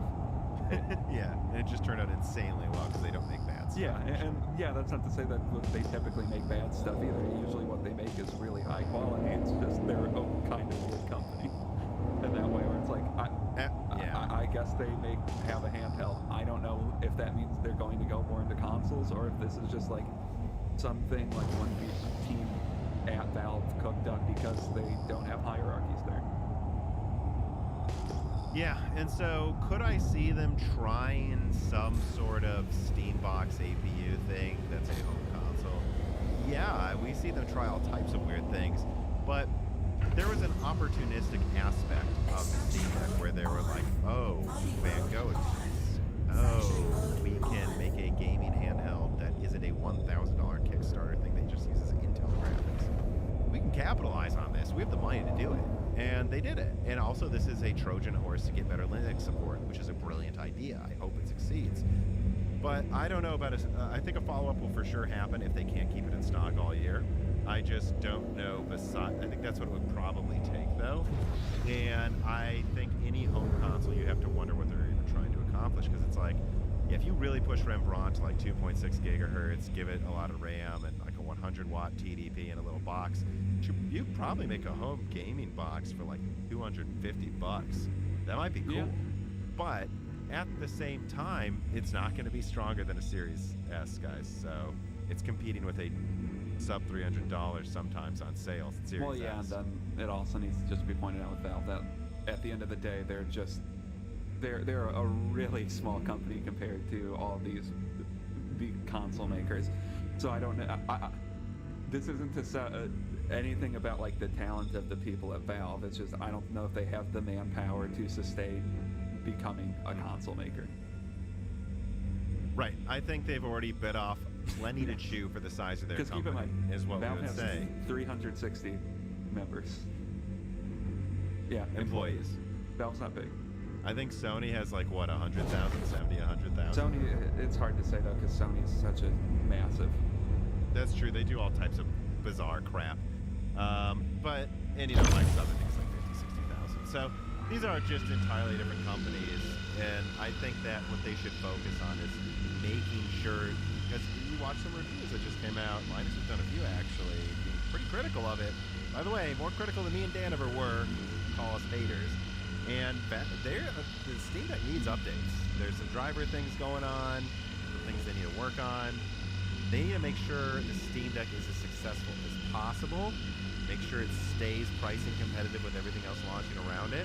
If early 2023 the Switch 2 comes out, like we all seem to believe it will, then I think they need to make sure that it can have price drops and be competitive with that by the time the Switch 2 comes out, and then follow up with a Steam Deck 2 probably 2024 or something.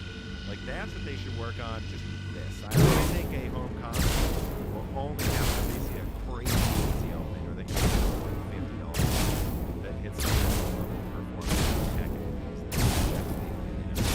But until then, it's just and I do think they will keep some people on. I don't think this is a where, and by that I specifically mean those Steam boxes. Yeah, I know. It seems to be more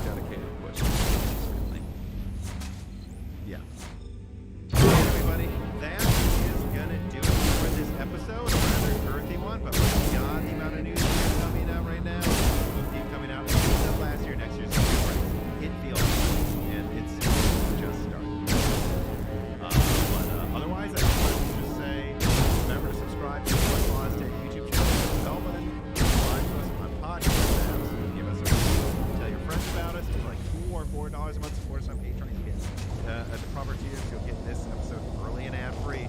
You'll get excellent episodes like Die Stream. You'll be able to ask us questions, which we're going to have a guest on to talk about. FSR 2.0 versus DLSS at Lovelace, so you'll be able to ask him questions and talk with us on the Discord about it. I don't know, Dan. Any other last words? No, I don't think so. All right. Thanks for listening, everybody. Bye. This podcast was brought to you by the YouTube channel and website Moore's Law is Dead. Moore's Law is Dead and Broken Silicon are trademarks of their creator, Tom. That guy is me, and I am indeed the creator, editor, writer, and showrunner of Moore's Law is Dead podcasts, videos, articles, and other media. However, I don't do this alone. Moore's Law is Dead is a team, with Broken Silicon co-hosted by my brother, Dan, audio editing by Gerard Cortez, and special assistance by Carbon Cry. Find all of our information, including the information of sponsors you can support, at www.mooreslawsdead.com. If you would like to send fan mail or hardware to us, please mail parcels to Moore's Law is Dead at P.O. Box 60632, Nashville, Tennessee, zip code 37206. And speaking of fans, patrons are what makes Moore's Law is Dead content possible. The aging business model of spamming ads all over the content is dying. The future of media will be built on fans paying for the content they actually want to exist. And so if you have the extra money, but only if you do, please consider supporting us. For just $2 a month, you get access to the exclusive podcast Die Shrink, voting on subjects of future podcast episodes, the ability to have your questions read aloud on Broken Silicon, Die Shrink, and Loose Ends, and of course, access.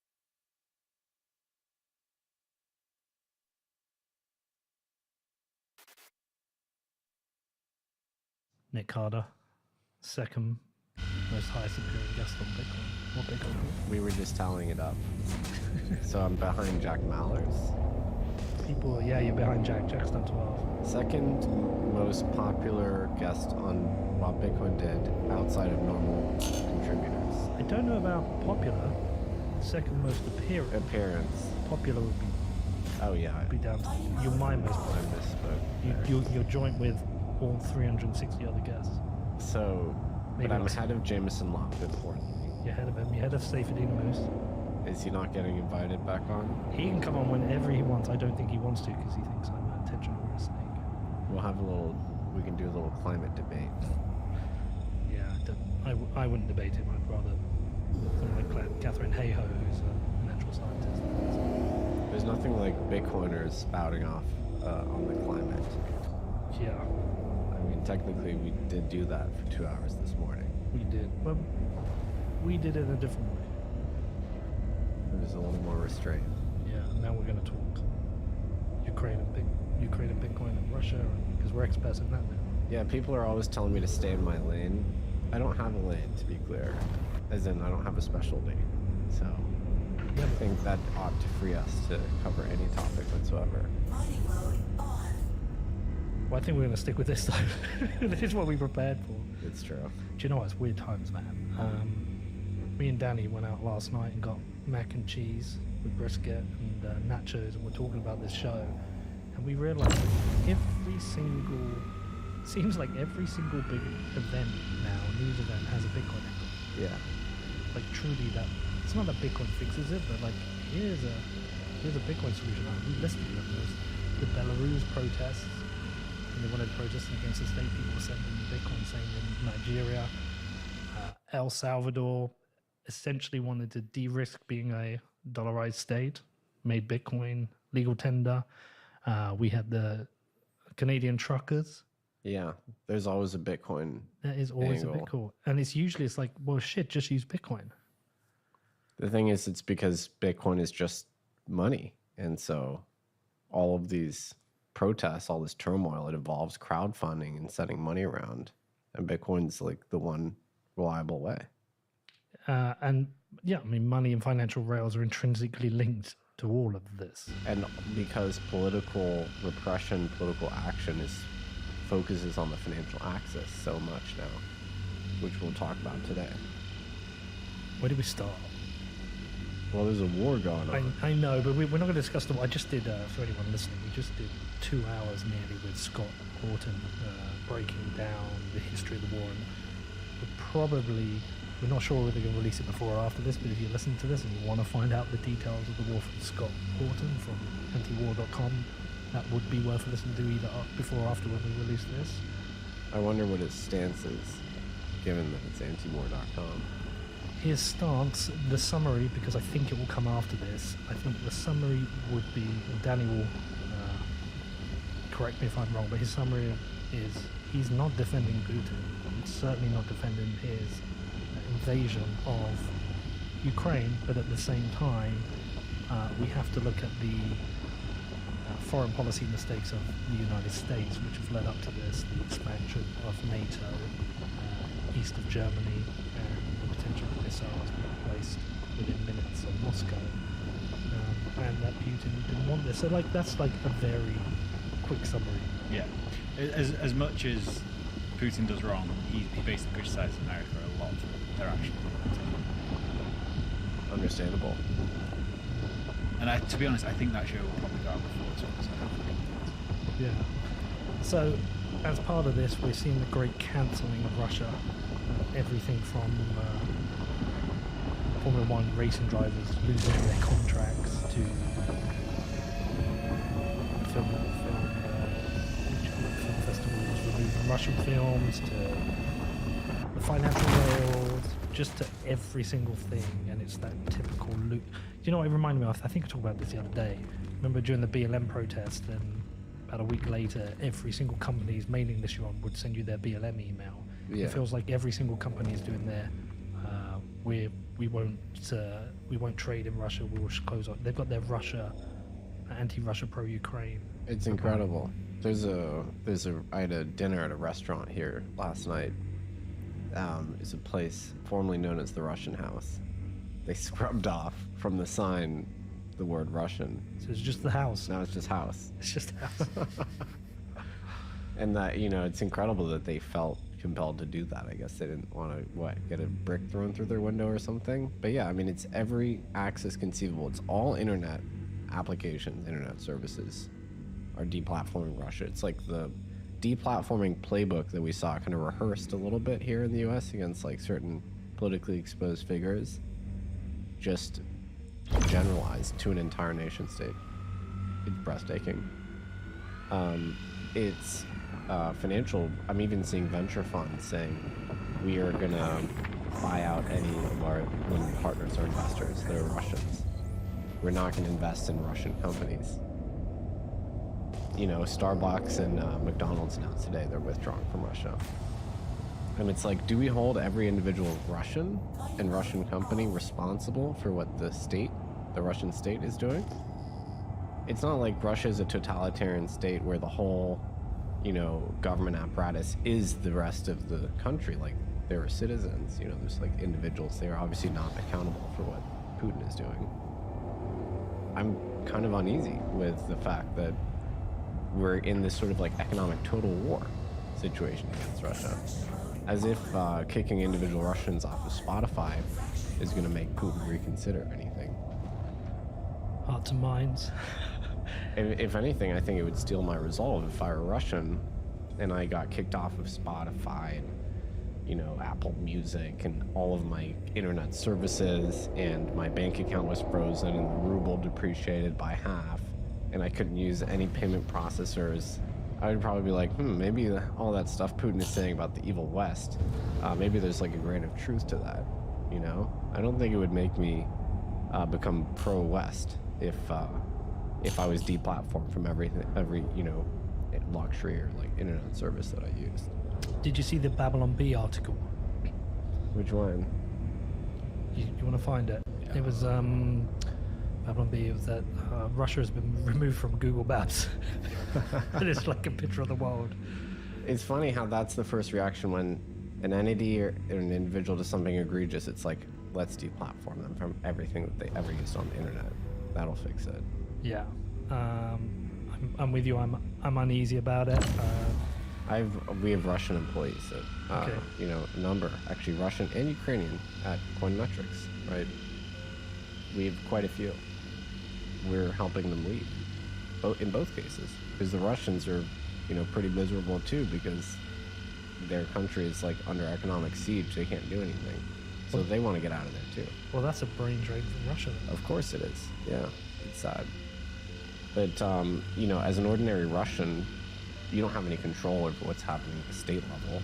But now you're experiencing kind of a financial warfare, and you want to get out of there now as a consequence. You can't protest because you'll be arrested. Yeah, exactly. You can't voice your dissent. So you just have to sit and suffer. Look, I'm with you. I feel uneasy about it as well. I feel uneasy about the damage it's doing to Russians. I feel uneasy about the escalation of war that can come from this, because whilst bombs are a weapon, so are financial censorship. I'm uneasy about the almost xenophobic undertones that are incredibly coming through. xenophobic. Yeah, and it's almost like there's like an open season on Russians in the U.S. with no like restraint, and it's like they're an acceptable, nationality to, like spout off against for some reason. When generally speaking, xenophobia and like other forms of like super hostile, like aggressive, like chauvinism and nationalism would be not popular. For some reason, when it concerns like Eastern Europeans, it's like seems to be more acceptable, more normalized in this country. It's very perturbing. So what have you been really digging into with this? The number one thing has to be the seizure of the Russian central bank assets by the G7. I think the reverberations for that are absolutely immense. I've seen a few strategists say the same thing. Luke Groman, most notably and most stridently. Zoltan Pozar, who's the chief interest rate strategist at Credit Suisse. He's one of the best among sort of like, macro and Fed watchers. He's probably considered one of the most elite strategists. All these guys are saying this is the end of Bretton Woods. This is the end of Bretton Woods too. That the US and its European allies went to this step of immobilizing and seizing Russia's reserves in foreign currencies held at, foreign banks, foreign central banks. That's a move that is completely unprecedented. And it calls into question the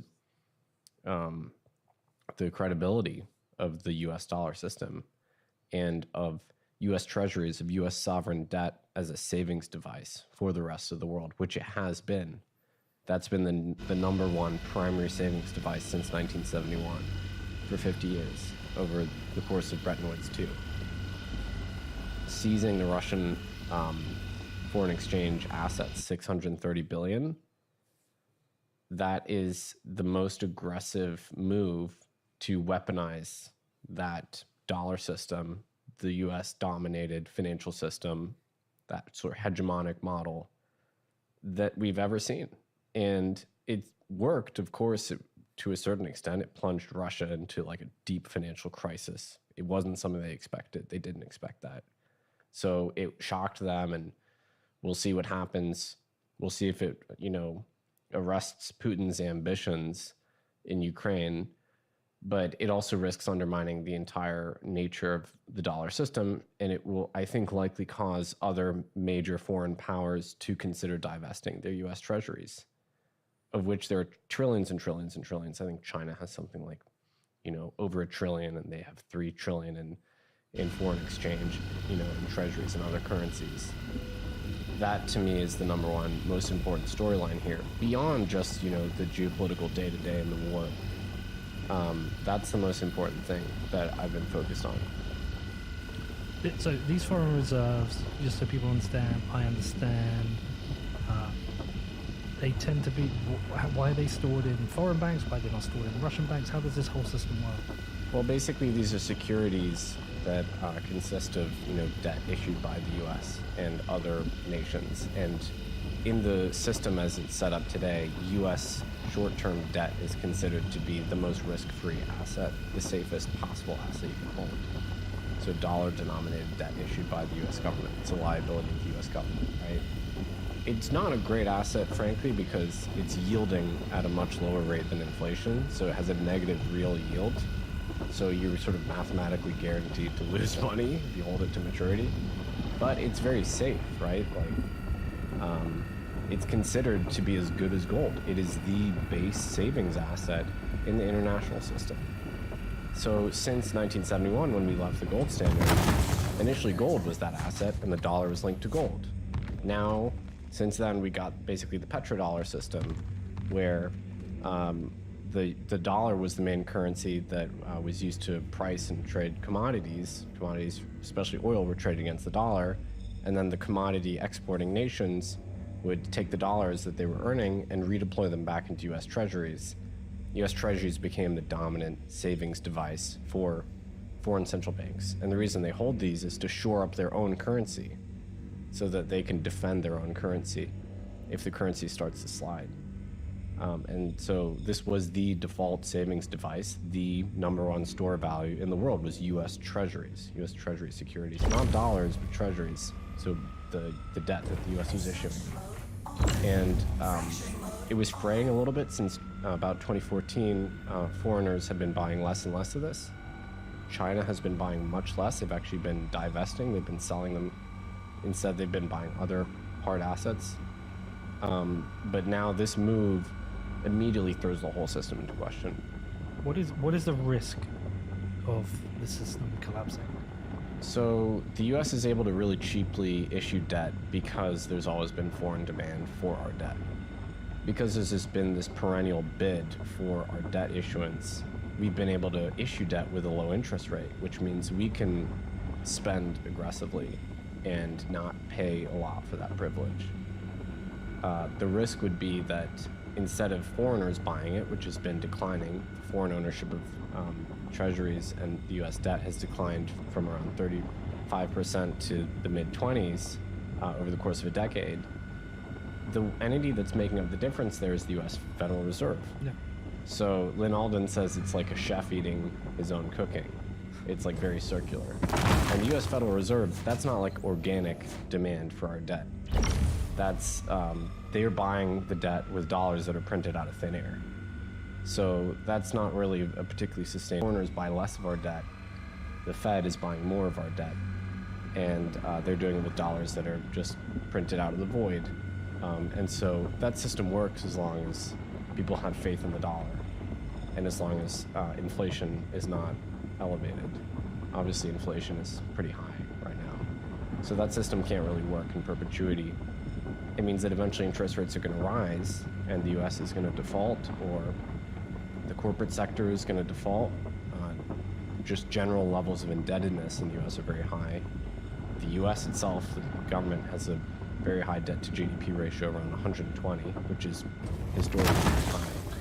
So if foreigners stop trusting our debt and they stop buying our debt, we're not really going to be able to finance our spending, which is extraordinarily high right now, with deficits at something like 12% of GDP.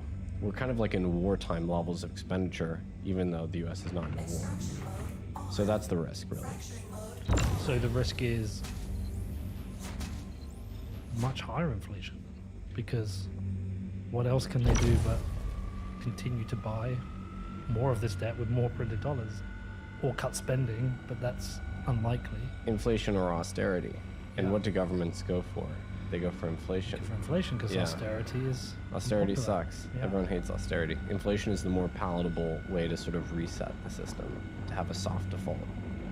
And no country like the US would ever do a hard default where they refuse to pay back entities that hold their debt. That's only something that, like an Argentina or Greece would do.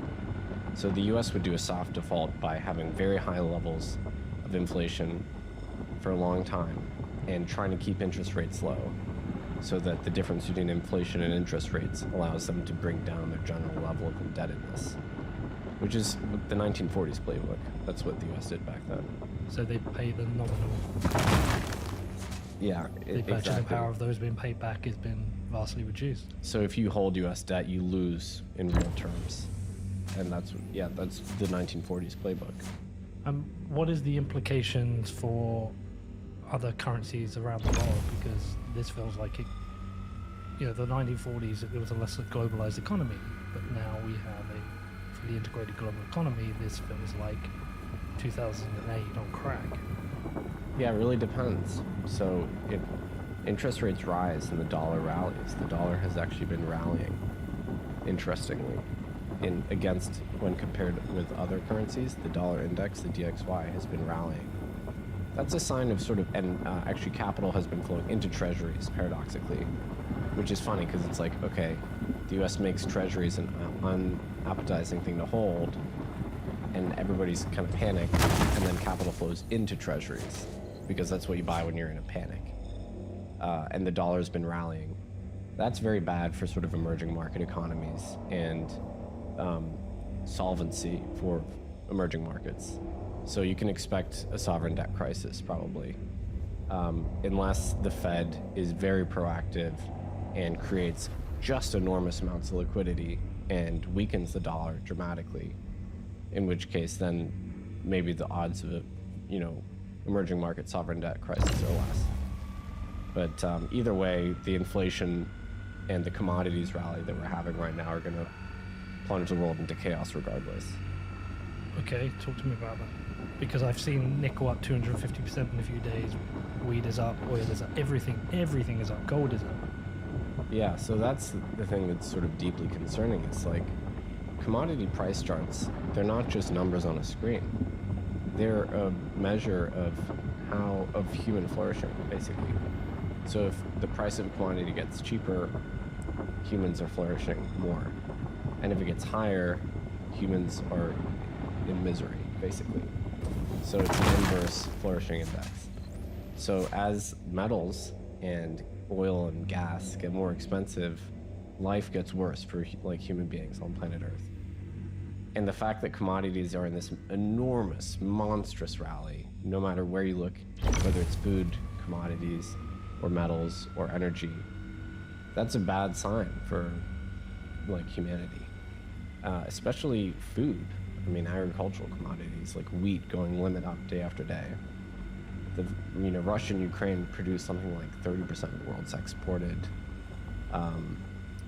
wheat. I might be overstating that slightly, but it's a very, very significant amount. If they're walled off and siloed off from global markets, countries that rely on a lot of wheat for import, to support their populations, those governments will collapse. There'll be riots and possibly government collapse. We've already seen governments collapse over commodity rallies. Kazakhstan would be one good example. That was partly due to oil prices, right? You'll see nations like Egypt will probably have unrest because they import a huge percentage of their overall agricultural commodities if this dislocation continues. So commodity rallies will cause just total chaos. And if the U.S. continues to withdraw, from being sort of the global guardian and the guarantor of energy security and the guarantor of global trade, if they continue to structurally withdraw, which the U.S. is doing actively, you can expect, significant food insecurity across the globe. And that's going to hit places like Africa probably the hardest because those are the countries that import a significant portion of their calories. Whew, it's pretty dark, man. Yeah, it's a pretty wild time that we're living through. So with U.S. Treasuries as the world's largest store of value as such, correct, and faith probably being lost in that, what are the alternatives that people will look to? And I know some of them are kind of obvious, but from your perspective, what are you considering? Well, I would say Bitcoin, but here's the thing. What is Bitcoin worth in the aggregate right now? Probably less than $1 trillion. Mm-hmm. And that's if you count all the Bitcoins. It's not even including the discounting for the lost ones. There's European bonds, right? European nations issue bonds. But they're slightly less liquid. They're not as significant in scope as treasuries. It really comes down to U.S. securities. The U.S. has by far the largest securities market in the world, and that includes bonds and then our equities as well. U.S. equities and property are a very popular store of value. That's really where China has actually been deploying their surplus, has been into hard assets like equities and property. They realized a while back that the treasuries were a bad thing to own. It's probably the right bet. And instead it's going into other securities markets. But it could just be the case that there's no successor to the dollar regime, that we have, a multipolar world, a multi-currency world, That's what Jerome Powell said. We could have multiple reserve assets. Yeah, so he wasn't really talking about Bitcoin there. No, I know. He might have been talking about, you have the dollar, and then you have the renminbi, and then you have the euro, and they're all coexisting, which is kind of like what we had, you know, between the 20s and the 40s. The British pound was still a very important reserve asset, even though the British Empire had effectively ended with World War I.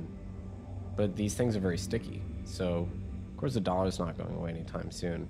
But the problem is, if I'm China or I'm India, and I voted abstain on the UN resolution to condemn Russia's invasion into the Ukraine, I'm probably looking at my US denominated reserves a little bit warily and thinking, are they gonna just immobilize them at the flip of the switch like they did with Russia because I offended the US?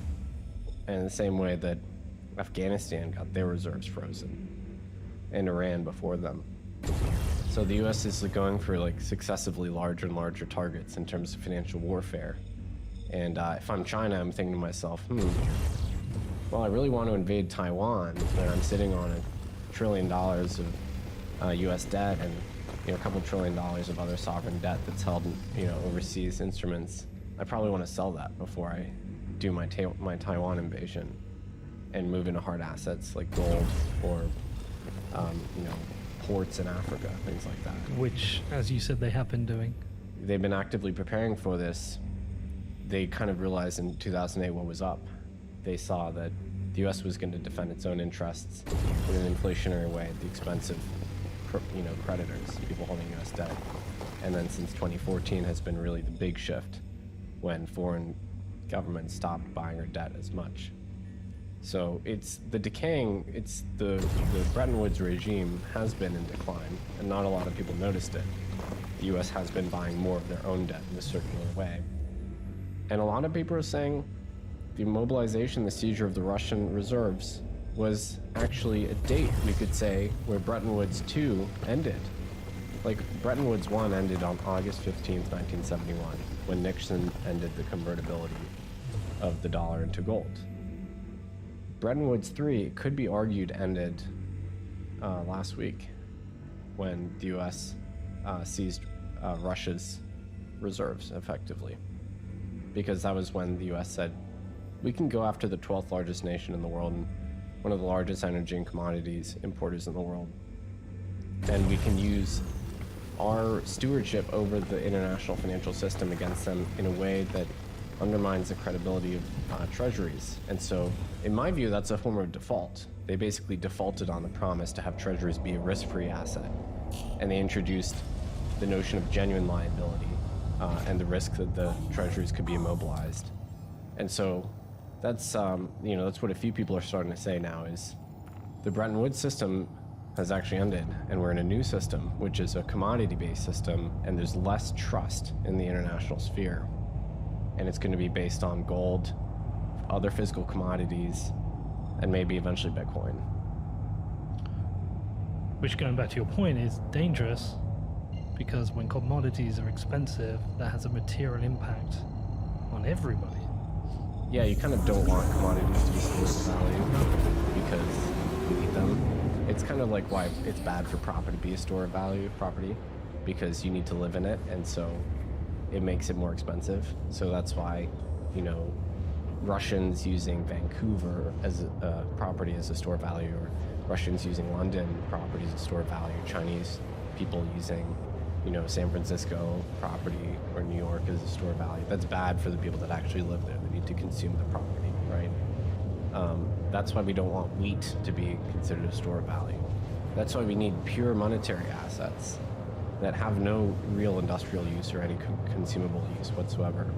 Which is why gold is actually, it's great that people say gold is like, it has all these industrial uses and that's what gives it its value. Totally not the case. Gold is primarily monetary premium. It has a small sliver of industrial value. And that's why Bitcoin is great there also, because there's no industrial use for Bitcoin whatsoever. So you're not crowding out any consumable use case. So that's why Bitcoin is, as a pure monetary premium asset, is a kind of a suitable store of value. But while commodities have been rallying, Bitcoin hasn't really rallied. There was like a small amount, but really that feels more like speculation because of what was happening with people sending money to the Ukrainian army or whatever. But it hasn't rallied in the same ways, which means it hasn't achieved what it's set to sell itself as. It's a long game. I don't think there's any sort of like invalidation moment for the Bitcoin hypothesis. I think it has to just continue what it does well. I don't mean an invalidation, but I do mean it hasn't validated. Well, yeah, because I mean, it's too illiquid and too small to be useful at sovereign scale right now. That's just the truth of it. So we have a lot more monetization to do before a nation state can sort of meaningfully start to use it. It's not something that's owned by nation states for the most part. There's probably a couple exceptions here and there, obviously with El Salvador and others. Gold is owned by a ton of central banks globally. It's easier to remonetize gold. That's probably what Russia's going to do, maybe what China's going to do. It's easier to say, okay, we're explicitly backing our currency with gold. Once again, we're going to increase our foreign exchange ownership of gold and back our currency because you already own it. That's the thing that Bitcoiners miss about gold. I think I came on your show and I was sort of like pro-gold last time. Yeah. Which shocked people a little bit. But the thing is that gold is already in the hands of governments. So it's easier. It's less of a leap for them to say, okay, we're going to explicitly increase our holdings and back our currency with gold. Yeah. Was it you were saying to me gold isn't the enemy? Not at all. Yeah. I think eventually you're going to see portfolios of gold and other commodities and Bitcoin backing foreign exchange reserves. But Bitcoin has a lot of development to do. But, you know, the thing is that gold has many problems, right? It's hard to send. It's not very transmissible. It's hard to take physical delivery. So Russia is kind of lucky in a sense. Their gold is in Russian vaults in Moscow, I believe. They got like $130 billion of gold. That was the only thing the U.S. couldn't seize, right? The U.S. is actually trying to like figure out a system to stop anyone trading with them for the gold, but they still have the gold for what it's worth. Most other central banks, their gold is held in New York or in London physically, because that's where the gold markets are. And they want the gold to be pretty liquid and sort of market available. So if they really offended the US or the international community, then even their gold would vanish in a second, because it would be held with a custodian that's in the UK or America. So because gold is expensive to move and physically settle, it ends up getting concentrated in these handful of warehouses. Bitcoin obviously is much more favorable in that it's cheaper to do physical delivery. It's easy to prove ownership to a third party. And so, it's easy to verify that you have a certain quantity of it. Cheap and effectively free. So the more this starts to occur and trust breaks down, the more we're also going to interrogate the qualities of gold. Like now everybody's thinking to themselves, okay, treasuries, wow, there's a lot of stuff we didn't consider there. But also gold. We're going to be thinking to ourselves, wow, there's a lot of sort of dynamics with gold that are a little inferior, and a digital version, a digital commodity, bearer asset style commodity improves on it really materially. So that's why we always talk about the cost of verification, Bitcoiners do. Because gold is costly to verify, you want to have it basically in a single location with a single sort of trusted custodian, intermediary. Bitcoin obviously fixes this. Do you see this as a massive miscalculation, incompetence, not thinking through the consequences, or is there any part of this that could be by design, people understanding the consequences because they want something to change? I don't know. A miscalculation on the part of who? On the part of, I say the US. The US? Because they're leading policy on this. Yeah. Or leading the coalition of sanctions. Yeah, that's the interesting thing is, Russia is still able to sell its energy exports for the most part. We'll see what happens there. To the country sanctioning them. Right, and the U.S. has been very clear about, carving out exceptions and loopholes and like that. The Germans import something like 50% of their natural gas from Germany, from Russia still. They need that. They don't have an alternative. There just literally isn't an alternative in Europe. And so Russia is still able to accumulate something like $20 billion a month in terms of just liquidating its energy assets, which obviously now energy is super, super expensive. So they're able to sell it at a higher premium too, assuming they can. I think the US is just making a lot of decisions without considering the long-term consequences. Like Obama warned about this in 2015, actually, to his credit. When the US was considering unilateral sanctions against Iran, really aggressive unilateral sanctions, Obama said something to the extent of, we actually need to be really careful what we do here in terms of weaponizing SWIFT, the banking system, and seizing Iranian reserves, because we don't want to undermine the international confidence in the US dollar as the reserve. And that's why the US actually stepped back from the brink a little bit in 2015 as it pertains to Iran.